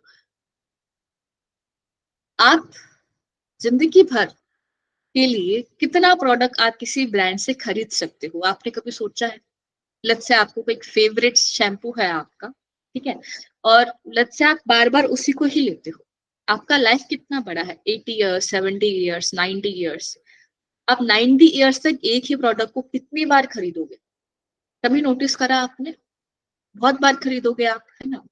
उसका पूरा कैलकुलेशन हमारी कंपनी लेकर चलती है, वो हो गया हमारा कस्टमर का लाइफ वैल्यू। ये पूरे लाइफ टाइम कस्टमर का पूरी जो जिंदगी रहेगी, कितनी बार हमारा प्रोडक्ट खरीदेगा, क्या क्या अलग अलग प्रोसेस रहेंगे उसके, ठीक है, कैसे कैलकुलेशन की जाएगी, जिससे कस्टमर का पूरी जिंदगी भर के लिए कस्टमर हमारा प्रोडक्ट कितना खरीदेगा, उसका वैल्यू, वो है हमारा कस्टमर लाइफ वैल्यू। क्यों कैलकुलेट होता है? क्योंकि एक प्राइम रूल होता है कॉमर्स का कि जो जने रहेंगे, डायरेक्टर्स रहेंगे, मैनेजर्स रहेंगे, वो जाते रहेंगे, आते रहेंगे, बट जो कंपनी है वो फॉरएवर स्टे करेगी, ठीक है। ये एक प्राइम रूल होता है। अगर आप कॉमर्स के स्टूडेंट हो तो आपको ये पता है कि people will come and go, the company will stay on and work. ये एक फंडा, परपेचुअल सक्सेशन होता है ma'am, right. So perpetual succession. Right, correct. So वो क्या हो गया, वो एक फॉर्मूला है जो सारी कंपनीज फॉलो करती है कि कितने सालों तक कितनी पुरानी पुरानी कंपनी रहती है, ठीक है। तो कस्टमर्स भले ही चले जाएंगे, न्यू कस्टमर्स आ जाएंगे, तो उनका एक लाइफ का वैल्यू तो वो कैलकुलेट करेंगे कि हम एक कस्टमर से पूरी लाइफ टाइम के लिए कितना फायदा निकाल सकते हैं, उसका कैलकुलेशन। अगर हम डिफिनेशन के अंदर जाएं तो customer lifetime value is a metrics that estimate the total revenue a business can expect to earn from a customer throughout the entire duration of their relationship. It helps business to understand the long-term value of their customer, guiding decision on marketing, sales, customer service, investments. वही पूरी जिंदगी भर के लिए जो customers है वो कितना ज्यादा उनका प्रोडक्ट खरीदेंगे और क्या रेवेन्यू एक कस्टमर से उनको मिलेगा, उसका कैलकुलेशन जो है हमारा कस्टमर लाइफ टाइम वैल्यू हो गया। क्यों किया जाता है? लंबे टाइम तक कंपनी को कैलकुलेशन करनी रहती है कि कैसे मार्केटिंग करेंगे, कैसे कस्टमर्स को टारगेट करेंगे, उसका एक रिपोर्ट बनाने के लिए वो ये चीज कैलकुलेट करती है, ठीक है। अब क्या क्या कंपोनेंट होते हैं, क्या क्या चीजों पे, किस किस बेसिस पे तीन कंपोनेंट है हमारे। फर्स्ट आ जाएगा average purchase value. What is the average purchase value? The average amount spent by customer पर परचेज। आपका एवरेजली आप कभी देखते हो कि कभी कभी होता है, कभी प्रोडक्ट्स थोड़े से एक्सपेंसिव हो जाते हैं, जैसे जैसे मार्केट बढ़ रहा है, जैसे जैसे महंगाई बढ़ रही है, कभी कभी डिस्काउंट्स आ जाते हैं। लेकिन आप देखते हो एक फिक्स प्राइस रहता है, लेट्स से 60 रुपीज की एक शैम्पू की बॉटल है, तो कभी वो 63 की हो जाती है, तो कभी वो 58 की भी हो जाती है। तो वो क्या है, एक एवरेज प्राइस उसका है क्या, 60। तो एक एवरेज प्राइस एक कस्टमर पे करेगा उस बॉटल के लिए पूरी जिंदगी भर, उसका कैलकुलेशन। देन आ जाएगा परचेज फ्रीक्वेंसी, कितनी बार कस्टमर है वो एक प्रोडक्ट खरीदेगा, उसका कैलकुलेशन। एंड लास्ट में आ जाएगा कस्टमर लाइफ स्पैन, कि एवरेज जो लाइफ है वो हमारे कस्टमर की कितनी रहेगी, उसका कैलकुलेशन। ये तीनों चीजें ध्यान रख के आप इन तीनों को जब मल्टीप्लाई कर देते हो लास्ट में, तो वो हमारा कस्टमर लाइफ टाइम वैल्यू हो जाता है। ठीक है, वापस सुन लो। एवरेज प्राइस है, आप प्रोडक्ट के लिए खरीदोगे, कितना एवरेज प्राइस रहेगा प्रोडक्ट पे जो आप खर्च करोगे पूरी जिंदगी भर, उसका कैलकुलेशन। फिर आ जाएगा आप कितनी बार उस प्रोडक्ट को उस प्रोडक्ट पे पैसे लगाते हो, प्रोडक्ट को खरीदते हो, उसका कैलकुलेशन। एंड आप कितने सालों तक उसका कंपनी के कस्टमर बने रहोगे, आप कितने सालों तक जिंदा रहोगे, उसका कैलकुलेशन। फिर हम तीनों को मल्टीप्लाई करते हैं तो हमारा कस्टमर लाइफ टाइम वैल्यू आ जाता है। ठीक है, ये क्लियर हुआ सबको? ठीक है, वापस सुन लो। कस्टमर लाइफ टाइम वैल्यू क्या हुआ, ये तो आप पता चला, पूरी जिंदगी भर आप कितना प्रॉफिट दोगे या कितना रेवेन्यू दोगे कंपनी को, वो उसका कैलकुलेशन। ये चीज तो पता पड़ी आपको, राइट? अब उसको कैलकुलेट कैसे करेंगे, पहला आ जाता है पैसा आप कितना लगा रहे हो आपके प्रोडक्ट को खरीदने के लिए। ठीक है, लेट्स से 60 रुपीज का शैम्पू का बॉटल है, तो एवरेज प्राइस हम मान के चलते हैं जिंदगी भर आप 60 के आसपास का ही एक प्राइस पे करोगे उस शैम्पू की बॉटल पे। तो वो हमारे एवरेज प्राइस हो गया कि हाँ, इस इतना प्राइस तो कस्टमर खर्च करेगा ही करेगा हमारे प्रोडक्ट के लिए। वो हो गया, हमने उस चीज को कंसीडर कर लिया कि 60 रुपए वो एवरेज प्राइस लेके चल रहा है। ठीक है, अब आ जाता है फ्रीक्वेंसी, कि कितनी बार आप उस प्रोडक्ट को खरीद सकते हो। एक शैम्पू का बॉटल अगर कोई एक जना यूज करता है तो 1 से 2 महीने के तक चल जाता है। तो वो फिर आप 2 महीने बाद वापस एक बॉटल खरीदोगे, तो ऐसे साल भर के अंदर 6 बार अगर आपने शैम्पू का बॉटल खरीदा, फिर आप 10 साल में कितनी बार खरीदोगे, उसको पूरा कैलकुलेट कर लिया कितनी बार आपने वो प्रोडक्ट खरीदा वो। ठीक है, लास्ट आ जाता है आप कितने सालों तक उस कंपनी के कस्टमर रहोगे, या अगर आप बहुत लॉयल कस्टमर हो तो आपका ही लाइफ स्पैन, कि आप कितने सालों तक जिंदा रहोगे एंड उस कंपनी के कस्टमर बने रहोगे, वो हो गया हमारा कस्टमर का लाइफ स्पैन। ये तीनों चीजें हमने जब कंट्रोल पूरा ऐसे नोटिस कर लिया, पूरा रिपोर्ट कर लिया, देन हम तीनों को मल्टीप्लाई कर देते हैं, देन हमारा कस्टमर लाइफ टाइम वैल्यू आ जाता है। ठीक है, ठीक है। अब आप कैसे आपके कस्टमर लाइफ टाइम वैल्यू को इंक्रीज कर सकते हो? ठीक है, सिंपली फर्स्ट आ जाता है upscaling and cross selling. Upscaling क्या होता है, जो हाई एंड परचेज होता है, एक्सक्लूसिव जैसे थोड़े महंगे जो प्रोडक्ट्स होते हैं, राइट? अब वो इंट्रोड्यूस करते हो मार्केट के अंदर। एक्सक्लूसिव प्रोडक्ट्स रहते हैं जो आप फिक्स कस्टमर्स को ही देते हो, राइट? क्रॉस सेलिंग होता है कि आप अलग अलग प्रोडक्ट्स के साथ में कुछ डिस्काउंट देते रहे हो या कुछ सर्विसेज दे देते हो, जिससे जो हमारे कस्टमर है वो हमारा कस्टमर बना रहे।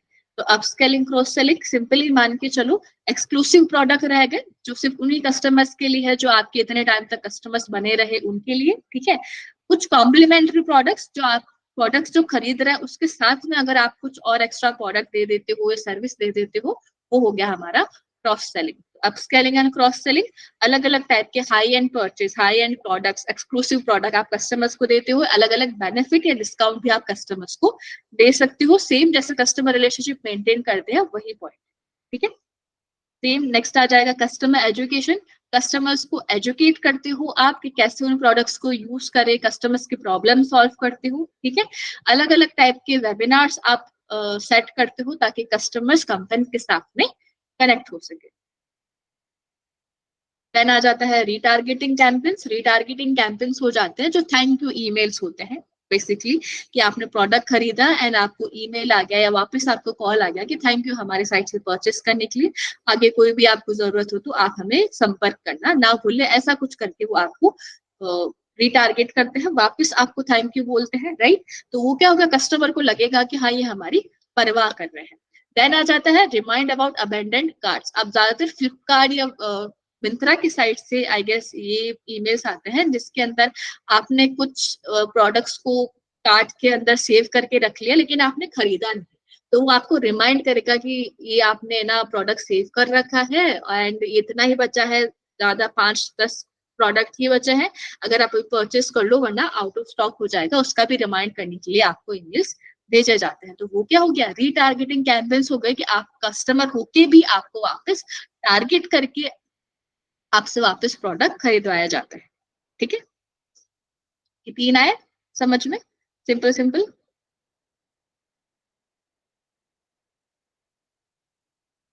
मैंने कहा फिर रिपीट कर देगा 3 पॉइंट को। ठीक है, तीनों को करो। Yes ma'am. Okay, upscaling and cross selling क्या होता है? अपस्केलिंग होता है एक्सक्लूसिव प्रोडक्ट्स जो होते हैं, ठीक है, एक्सक्लूसिव प्रोडक्ट हो गए, हाई एंड प्रोडक्ट हो गए, वो आप एक पर्टिकुलर कस्टमर को टारगेट करके बनाते हो, ठीक है। एक्सक्लूसिव प्रोडक्ट का एग्जांपल मान के चलो, आई गेस सैमसंग का आया ना फैन एडिशन, वो क्या है, एक्सक्लूसिव प्रोडक्ट्स है जो फैन की बेनिफिट के लिए ही बनाया गया है। सैमसंग का एक बेसिक मॉडल आता है फोन का और एक FE आया फैन एडिशन, क्यों आया, ताकि जो भी लॉयल कस्टमर्स है सैमसंग के वो उस फोन को खरीद सके, तो वो क्या हो गया, अपसेलिंग का एग्जांपल हो, ठीक है। एक्सक्लूसिव प्रोडक्ट बना दिए उन्हीं कस्टमर्स के लिए जो आपके लॉयल कस्टमर्स हैं, उनको ध्यान में रखते हो। देन आगे क्रॉस सेलिंग, क्रॉस सेलिंग आगे कि आप अलग अलग प्रोडक्ट्स आपके प्रोडक्ट्स के साथ में ऐड कर सकते हो। अगर आपने फोन दिया है तो चार्जर, ईयरफोन, ये आपके साथ में आगे सर्विसेज आप दे सकते हो, जो लेट्स से रिपेयरिंग का सर्विस हो गया और हो गया, वो क्या है, क्रॉस सेलिंग है कि आपने प्रोडक्ट के साथ में भी कुछ एक्स्ट्रा आपको एड ऑन करके कस्टमर को दे दिया, वो ये 2 चीज हो गई अपसेलिंग एंड क्रॉस सेलिंग, ठीक है, ये समझ में आया, ठीक है। देन आ गया कस्टमर एजुकेशन, कि आप कस्टमर को एजुकेट करते हो बार बार। अगर आप नए प्रोडक्ट लॉन्च करते हो तो कस्टमर्स को बताओगे कि देखो, हमारे पुराने जो कस्टमर्स हो उनको बोलोगे कि हमने नया प्रोडक्ट लॉन्च करा है, नई टेक्नोलॉजी हमने लॉन्च करी है, तो आप उनको सिखाओगे कि हम कैसे कैसे इस चीज को यूज कर सकते हो और क्या क्या बेनिफिट कस्टमर को वो नए जो प्रोडक्ट है वो दे सकते हैं, ठीक है। क्योंकि एक लिमिट तक ही कस्टमर चेंज हो सकता है, उसके बाद एक थोड़ा माइंडसेट आ जाता है। फॉर एग्जांपल, आपके जो पेरेंट्स रहेंगे वो इतना ज्यादा टेक्नोलॉजी को हैंडल नहीं कर पाएंगे जितना आप कर पाओगे, वही सेम आपके अगली जो जनरेशन रहेगी वो बहुत ज्यादा आगे एडवांस हो जाएगी टेक्नोलॉजी को लेके बजाय आपके। तो लेकिन आप भी तो एक लॉयल कस्टमर्स हो कंपनी के लिए, तो आपको भी टारगेट करके आपको सिखाया जाता है कैसे हमारे एवर चेंजिंग मार्केट के अंदर आप चेंज कर सकते हो, टेक्नोलॉजी के हिसाब से अपग्रेड हो सकते हो, ठीक है। देन आ जाएगा वेबिनार्स एंड वर्कशॉप, अलग अलग वेबिनार्स आप ऑर्गेनाइज करवाते हो कस्टमर्स के लिए, ठीक है। कुछ भी हो सकता है जिसके अंदर कस्टमर फ्री प्रोडक्ट्स ले सकता है, कुछ नया प्रोडक्ट्स या टेक्नोलॉजी जो आपने लॉन्च करी है उसको ट्राई कर सकता है, या कस्टमर कनेक्शन बढ़ा सकता है कंपनी के साथ में, वो ठीक है। देन आ जाता है रीटारगेटिंग कैंपेन्स, कस्टमर एजुकेशन तो आ गया ना, ठीक है। रीटारगेटिंग कैंपेन्स क्या होता है, आप वापस टारगेट करते हो कस्टमर को इवन दो वो हमारा कस्टमर है।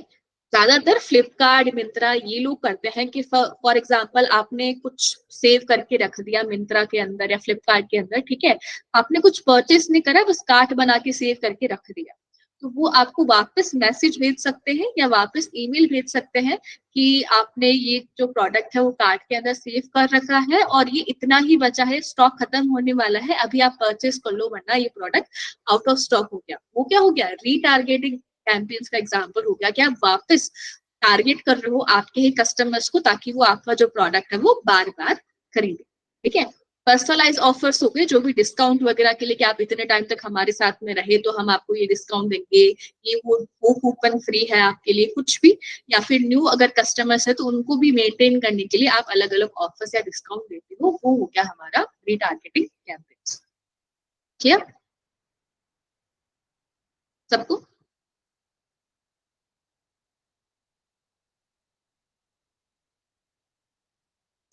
विवेक, आपको क्लियर हुआ? And Aditi, both of you clear? Okay, ठीक है। उसके बाद आ जाता है सब्सक्रिप्शन मॉडल। सब्सक्रिप्शन मॉडल जैसा कि हमने बात करा था कि आप अलग अलग टाइप के सब्सक्रिप्शंस के प्रोग्राम या जो भी आपके टेक्नोलॉजी है वो आप ऐड करते हो आपके एप्लीकेशंस के अंदर। कैसे हो सकते हैं सब्सक्रिप्शन मॉडल, कि हमने उसका बात करा था टायर्ड वाले का, वो सब्सक्रिप्शन का ही एग्जांपल है कि आप अलग अलग टाइम के हिसाब से, प्रॉफिट्स के हिसाब से, कि ब्रॉन्ज का अगर आपने सब्सक्रिप्शन लिया है, गोल्ड टायर का सब्सक्रिप्शन लिया है, प्लेटिनियम टायर का आपने सब्सक्रिप्शन लिया है, तो आपको अलग अलग टाइप के बेनिफिट्स मिल सकते हैं। कुछ भी बेनिफिट हो सकते हैं, वो डिस्काउंट आपका इंक्रीज हो सकता है, प्रोडक्ट पे फ्री डिलीवरी हो सकती है, या कुछ एडिशनल प्रोडक्ट भी फ्री आपको मिल सकता है, डिपेंड कि आपने किस टाइप का सब्सक्रिप्शन लिया है। ज्यादातर ये ऑनलाइन साइट में, फ्लिपकार्ट में, अमेजोन में, इनमें किया जाता है। तो वो हो गया हमारे सब्सक्रिप्शन मॉडल। ठीक है, सब्सक्रिप्शन मॉडल के अंदर अभी स्पॉटिफाई है, वो चीज भी आ जाता है कि वो बार बार आपको थोड़ा इन्फ्लुएंस करता है, बार बार एड्स क्रिएट करता है, ताकि आप मजबूर हो जाओ कि आप उनके सब्सक्रिप्शन ले सको। लेकिन जब वो सब्सक्रिप्शन लेते हैं तो उसकी फैसिलिटी इतनी अच्छी होती है कि आप बार बार उसका पेमेंट करते रहते हैं। ठीक है, सब्सक्रिप्शन लाइक मॉडल जियो। राइट, क्लियर हुआ सबको? सिंपली आप जो सब्सक्रिप्शन लेते हो उसी का है। ठीक है, देन आ जाता है प्रोडक्ट डेवलपमेंट। सिंपली आप कंटिन्यू डेवलप करते रहते हो आपके प्रोडक्ट को कस्टमर्स के हिसाब से, ताकि कस्टमर आपके प्रोडक्ट बार बार खरीदते रहे। लास्ट आ जाता है कस्टमर सेटिस्फेक्शन, कि आपका कस्टमर कितना सेटिस्फाई है, आप कितना उसको सपोर्ट करते हो जिससे कस्टमर आपसे खुश रहे। ठीक है, रेगुलरली आप चेक करते रहते हो कस्टमर्स के साथ में, अगर कोई प्रॉब्लम है तो उसको क्लियर करते हो, जिससे हमारा कस्टमर सेटिस्फेक्शन हाईएस्ट रहता है और वो हमारे लाइफ टाइम के लिए कस्टमर बन जाते हैं। Then, क्लियर है?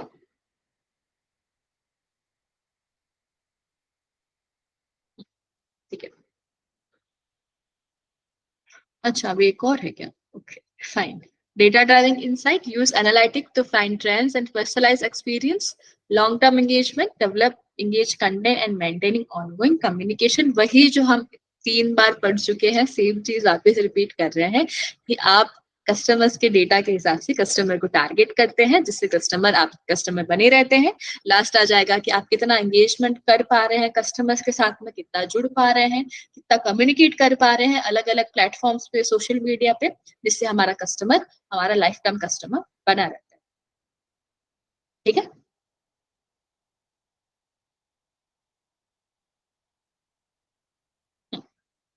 ये 3 बार रिपीट हो गए, आई गेस आपके दिमाग में भी अभी तक छप जाने चाहिए कि अच्छा ऐसे ऐसे कस्टमर्स मेंटेन होता है, right?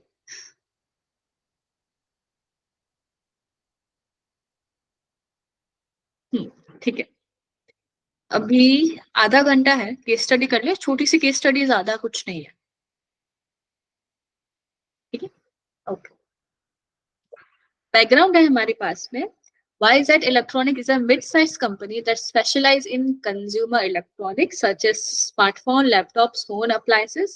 The company experienced rapid growth over the past few years, but recently started facing significant customer dissatisfaction due to a combination of poor product quality, inadequate customer service, and slow response times to issue.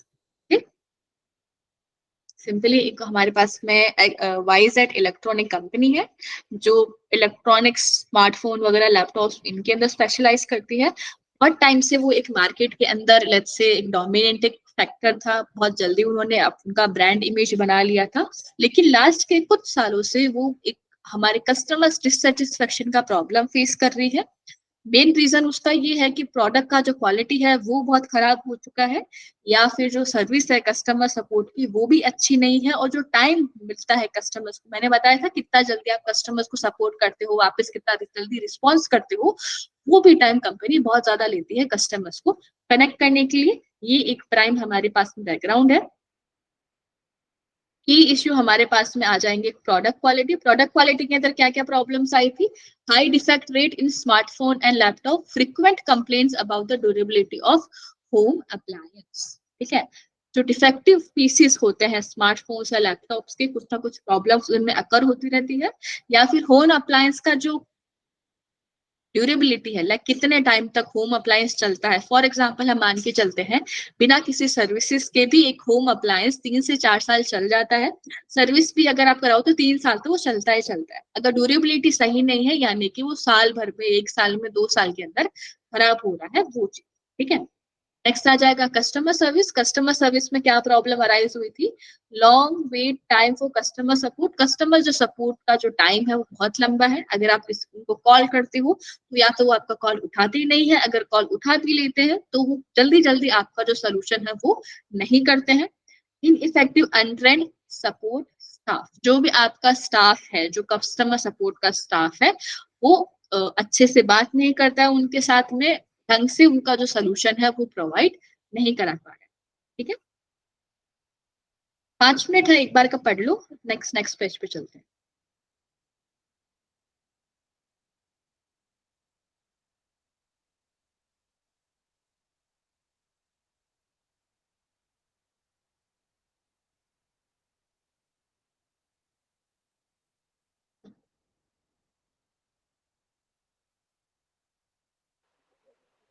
Ma'am थोड़ा zoom out कर लीजिए तो adjust हो जाएगा।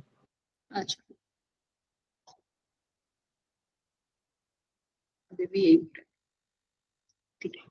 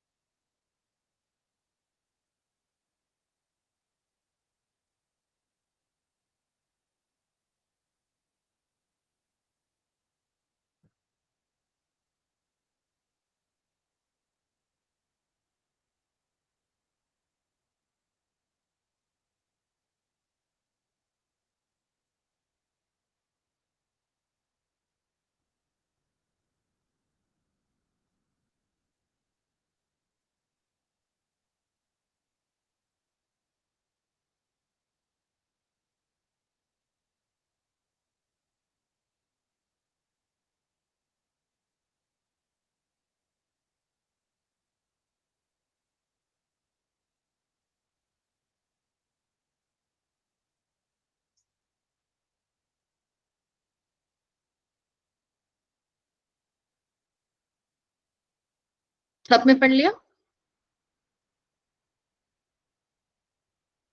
Aditi?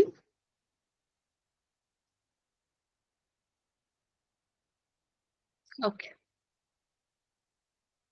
Then आ जाता है हमारे पास में response time. Delay in addressing customer complain and return, slow repair and replacement process. वही है, डिले हो रहा है कस्टमर सपोर्ट को लेकर, कंप्लेन्स जो भी है, रिटर्न्स है, वो टाइमली नहीं हो पा रहे हैं। अगर आप आज बोलते हो उनको तो वो 10 दिन बाद आपका शायद रिप्लेसमेंट कर रहे हैं, जो कि सही नहीं है। कस्टमर का क्या फीडबैक आया? Customer express frustration with the unreliability of a product and poor customer service experience. Negative reviews started affecting the company's reputation, leading to a decline in sales and customer loyalty. Negative review customer build up करने लगे थे उनके site पे, ठीक है। बहुत ज्यादा dissatisfy है उनके प्रोडक्ट्स को लेके और उनकी सर्विस को लेके, जिससे इवेंचुअली उनकी सेल्स भी डिक्रीज हो गई एंड जो कस्टमर जो लॉयल्टी है वो भी उनकी कम हो गई, ठीक है। ये चीज तो क्लियर है, या इस पे भी आपको पढ़ना है अभी? ठीक है, ओके। अब क्वेश्चन देख लेते हैं। आई गेस 1 2 3 4 5 क्वेश्चन है, मैं एक एक करके पूछ ही लेती हूँ, 3 तो जाने। So, what immediate action should XYZ Electronics take to address the high defect rate in their product? Aditi.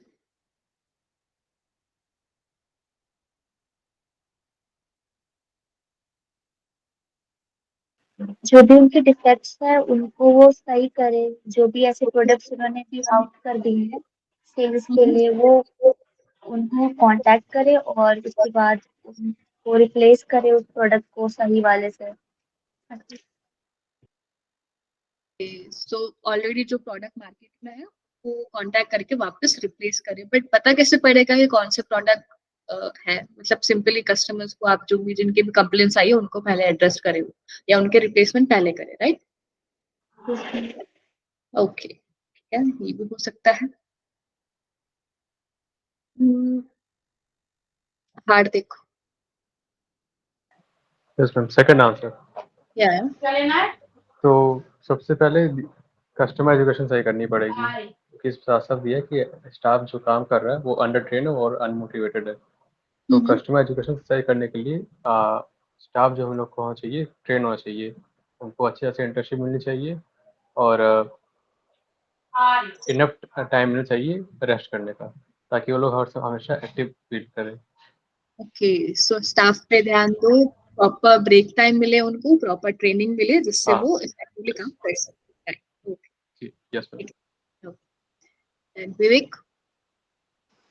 Ma'am या कस्टमर फीडबैक को इम्प्रूव करने के लिए मैम, हर अगर ये रिस्पॉन्स उनको सही नहीं मिल रहा है तो कस्टमर से एक हर कॉल के बाद उनकी रेटिंग पूछ सकते हैं कि कस्टमर केयर पे बात करने के बाद उनको कितना सेटिस्फेक्शन मिलता है, 1 से 5 की रेटिंग के बीच में। तो अच्छा, कस्टमर को भी लगेगा कि कंपनी हमारे, अगर वो कस्टमर केयर पे विजिट कर रही है तो उनको भी जानना है कि वो कॉल से कितना सहमत है। ठीक है। आप अगर बार बार प्रोडक्ट्स कस्टमर्स को आप वापस पूछोगे कैसा रहेगा तो कस्टमर भी सेटिस्फाई रहेंगे आपसे, राइट? करेक्ट, ठीक है। एंड सिंपली आप उसमें ये भी ऐड कर सकते हो, उन्होंने जो भी फीडबैक करा उस हिसाब से वो कस्टमर्स अपने प्रोडक्ट्स या सर्विसेज को इम्प्रूव करते हैं, राइट? एंड वापस अदिति आप आ जाइए।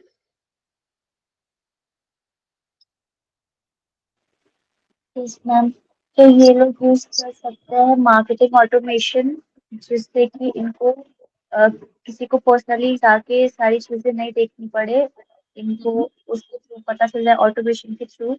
और ये लोग रिस्पॉन्स और भी बढ़ा सकते हैं किसी को। हाँ, हम यही कर सकते हैं। और उनको अ, जो कांटेक्ट कर सकते हैं सारी कस्टमर सर्विस सही कर सकते हैं अपनी, कि एक कॉल पे उनका सारा काम हो जाए, उनको बार बार कॉल ना करना पड़े। तो इसके लिए उन लोगों को अपना एक टीम बनाना चाहिए जो सारे के सारे प्रॉब्लम्स को हैंडल करे। हम इसमें न्यू फीचर भी ऐड कर सकते हैं, एआई चैट बॉक्स टाइप। हाँ, बिल्कुल कर सकते हैं, न्यू टेक्नोलॉजी है तो बिल्कुल आप ऐड कर सकते हो कि आप। मैम एक और है। क्या जी, बोलिए। मैम जैसे कि आपने कोई प्रोडक्ट खरीदा है, तो उस टाइम पे जो आप वो कंपनी वाले होते हैं वो आपका नंबर ले सकते हैं, और जब आपने वो प्रोडक्ट खरीद लिया है तो आपको कॉल कर सकते हैं कि हमारा प्रोडक्ट कैसा लगा आपको, और ऑनलाइन आपको एक फॉर्म दे सकते हैं कि आप बताइए थ्रू ऑनलाइन थ्रू फॉर्म कि आपको हमारा प्रोडक्ट कैसा लगा और प्रोडक्ट और कैसे इम्प्रूव कर सकते हैं हम लोग, मतलब feedback kind of through. Service conduct करा सकते हैं हमारे कस्टमर्स के लिए, right? Yes yes ma'am. Okay, that's a good answer, everyone. Okay. Last question है, what step can a company take to rebuild trust with their customer base? कोई भी बता सकता है डिस्कशन के लिए? मैम एक अपॉलॉजी, जैसे उनके जो एग्जिस्टिंग कस्टमर है उनको ईमेल फोन के थ्रू एक अपॉलॉजी दे सकते हैं कि कुछ टेक्निकल इशू के लिए की वजह से उनका प्रोडक्ट में कोई फॉल्ट आया था, उससे उनको लगे, उनके कस्टमर को भी लगेगा कि कंपनी की जो गलती है वो अपनी गलती मान रही है, और उसके बदले वो कुछ कूपन्स वगैरह या प्रोडक्ट रिप्लेसमेंट वगैरह भी कर सकते हैं जिनको प्रोडक्ट डिफेक्टिव मिला है। Okay, that's a good answer. आप सिंपली उनसे अपॉलॉजी ले सकते हो and we can give them benefits apart from the product, correct? ठीक है, डिस्कशन क्वेश्चंस हो गए हैं, किसी को कोई भी डाउट है, कुछ पूछना है या कुछ ओपिनियन अपना देना है तो वो दे सकते हैं। मैम लास्ट क्वेश्चन में हम लोग स्टेप भी जोड़ सकते हैं कि बेसिकली जो हमें की पॉइंट्स दिए गए थे सीआरएम में, जैसे कंटेंट मैनेजमेंट, सेल्स मैनेजमेंट या मार्केटिंग ऑटोमेशन, जितने भी पॉइंट्स दिए गए थे उन सबको इम्प्रूव कर देंगे तो अपने आप कस्टमर का ट्रस्ट बढ़ जाएगा। ये जो CRM में जो भी पॉइंट्स थे, सेल्स मैनेजमेंट हो गया and data analysis, content management हो गया, इसको हम लोग इम्प्रूव कर देंगे तो अपने आप ही कस्टमर का ट्रस्ट हम लोग को मिल जाएगा, कंपनी का ओके, बढ़ ठीक है। जाएगा तो ओवरऑल ऑटोमेटिकली। थोड़ा सब चीज थोड़ी थोड़ी इम्प्रूव करेंगे and at the end customer अपने आप ही उसमें सेटिस्फाई हो जाएगा। हाँ, करेक्ट। या लोग अपना प्रोसेस सही कर लेंगे तो अपने आप आउटपुट अच्छा आ जाएगा। ठीक है, अभी हमारा कंप्लीट हो गया है। कुछ डाउट है? क्लियर है सब?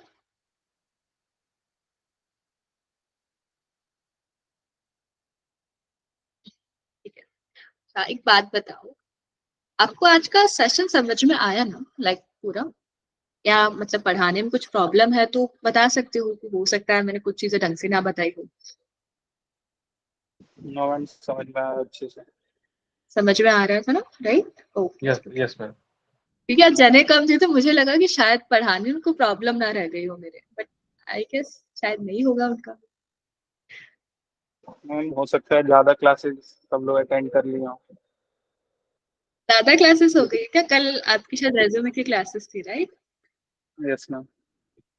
ओके, तो आपको ब्रेक मैम चाहिए? रिकॉर्डेड क्लासेस मिल रही है ना, तो उनको एक वो मिल गया है एक्सक्यूज कि वो लोग कल कर सकते हैं, बाद में कर सकते हैं। अच्छा, उनको रिकॉर्डेड वीडियोस इवन दो वो अटेंड नहीं करे तो भी मिल रही है, right? Yes ma'am. Yes ma'am. Oh, that can be the reason. अभी वो रिकॉर्ड हो रहे थे, सुनेंगे सारा। ठीक है। ओके, सो ओवर करते हैं। Thank you everyone. Thank you ma'am. Thank you. Good night. Good night ma'am.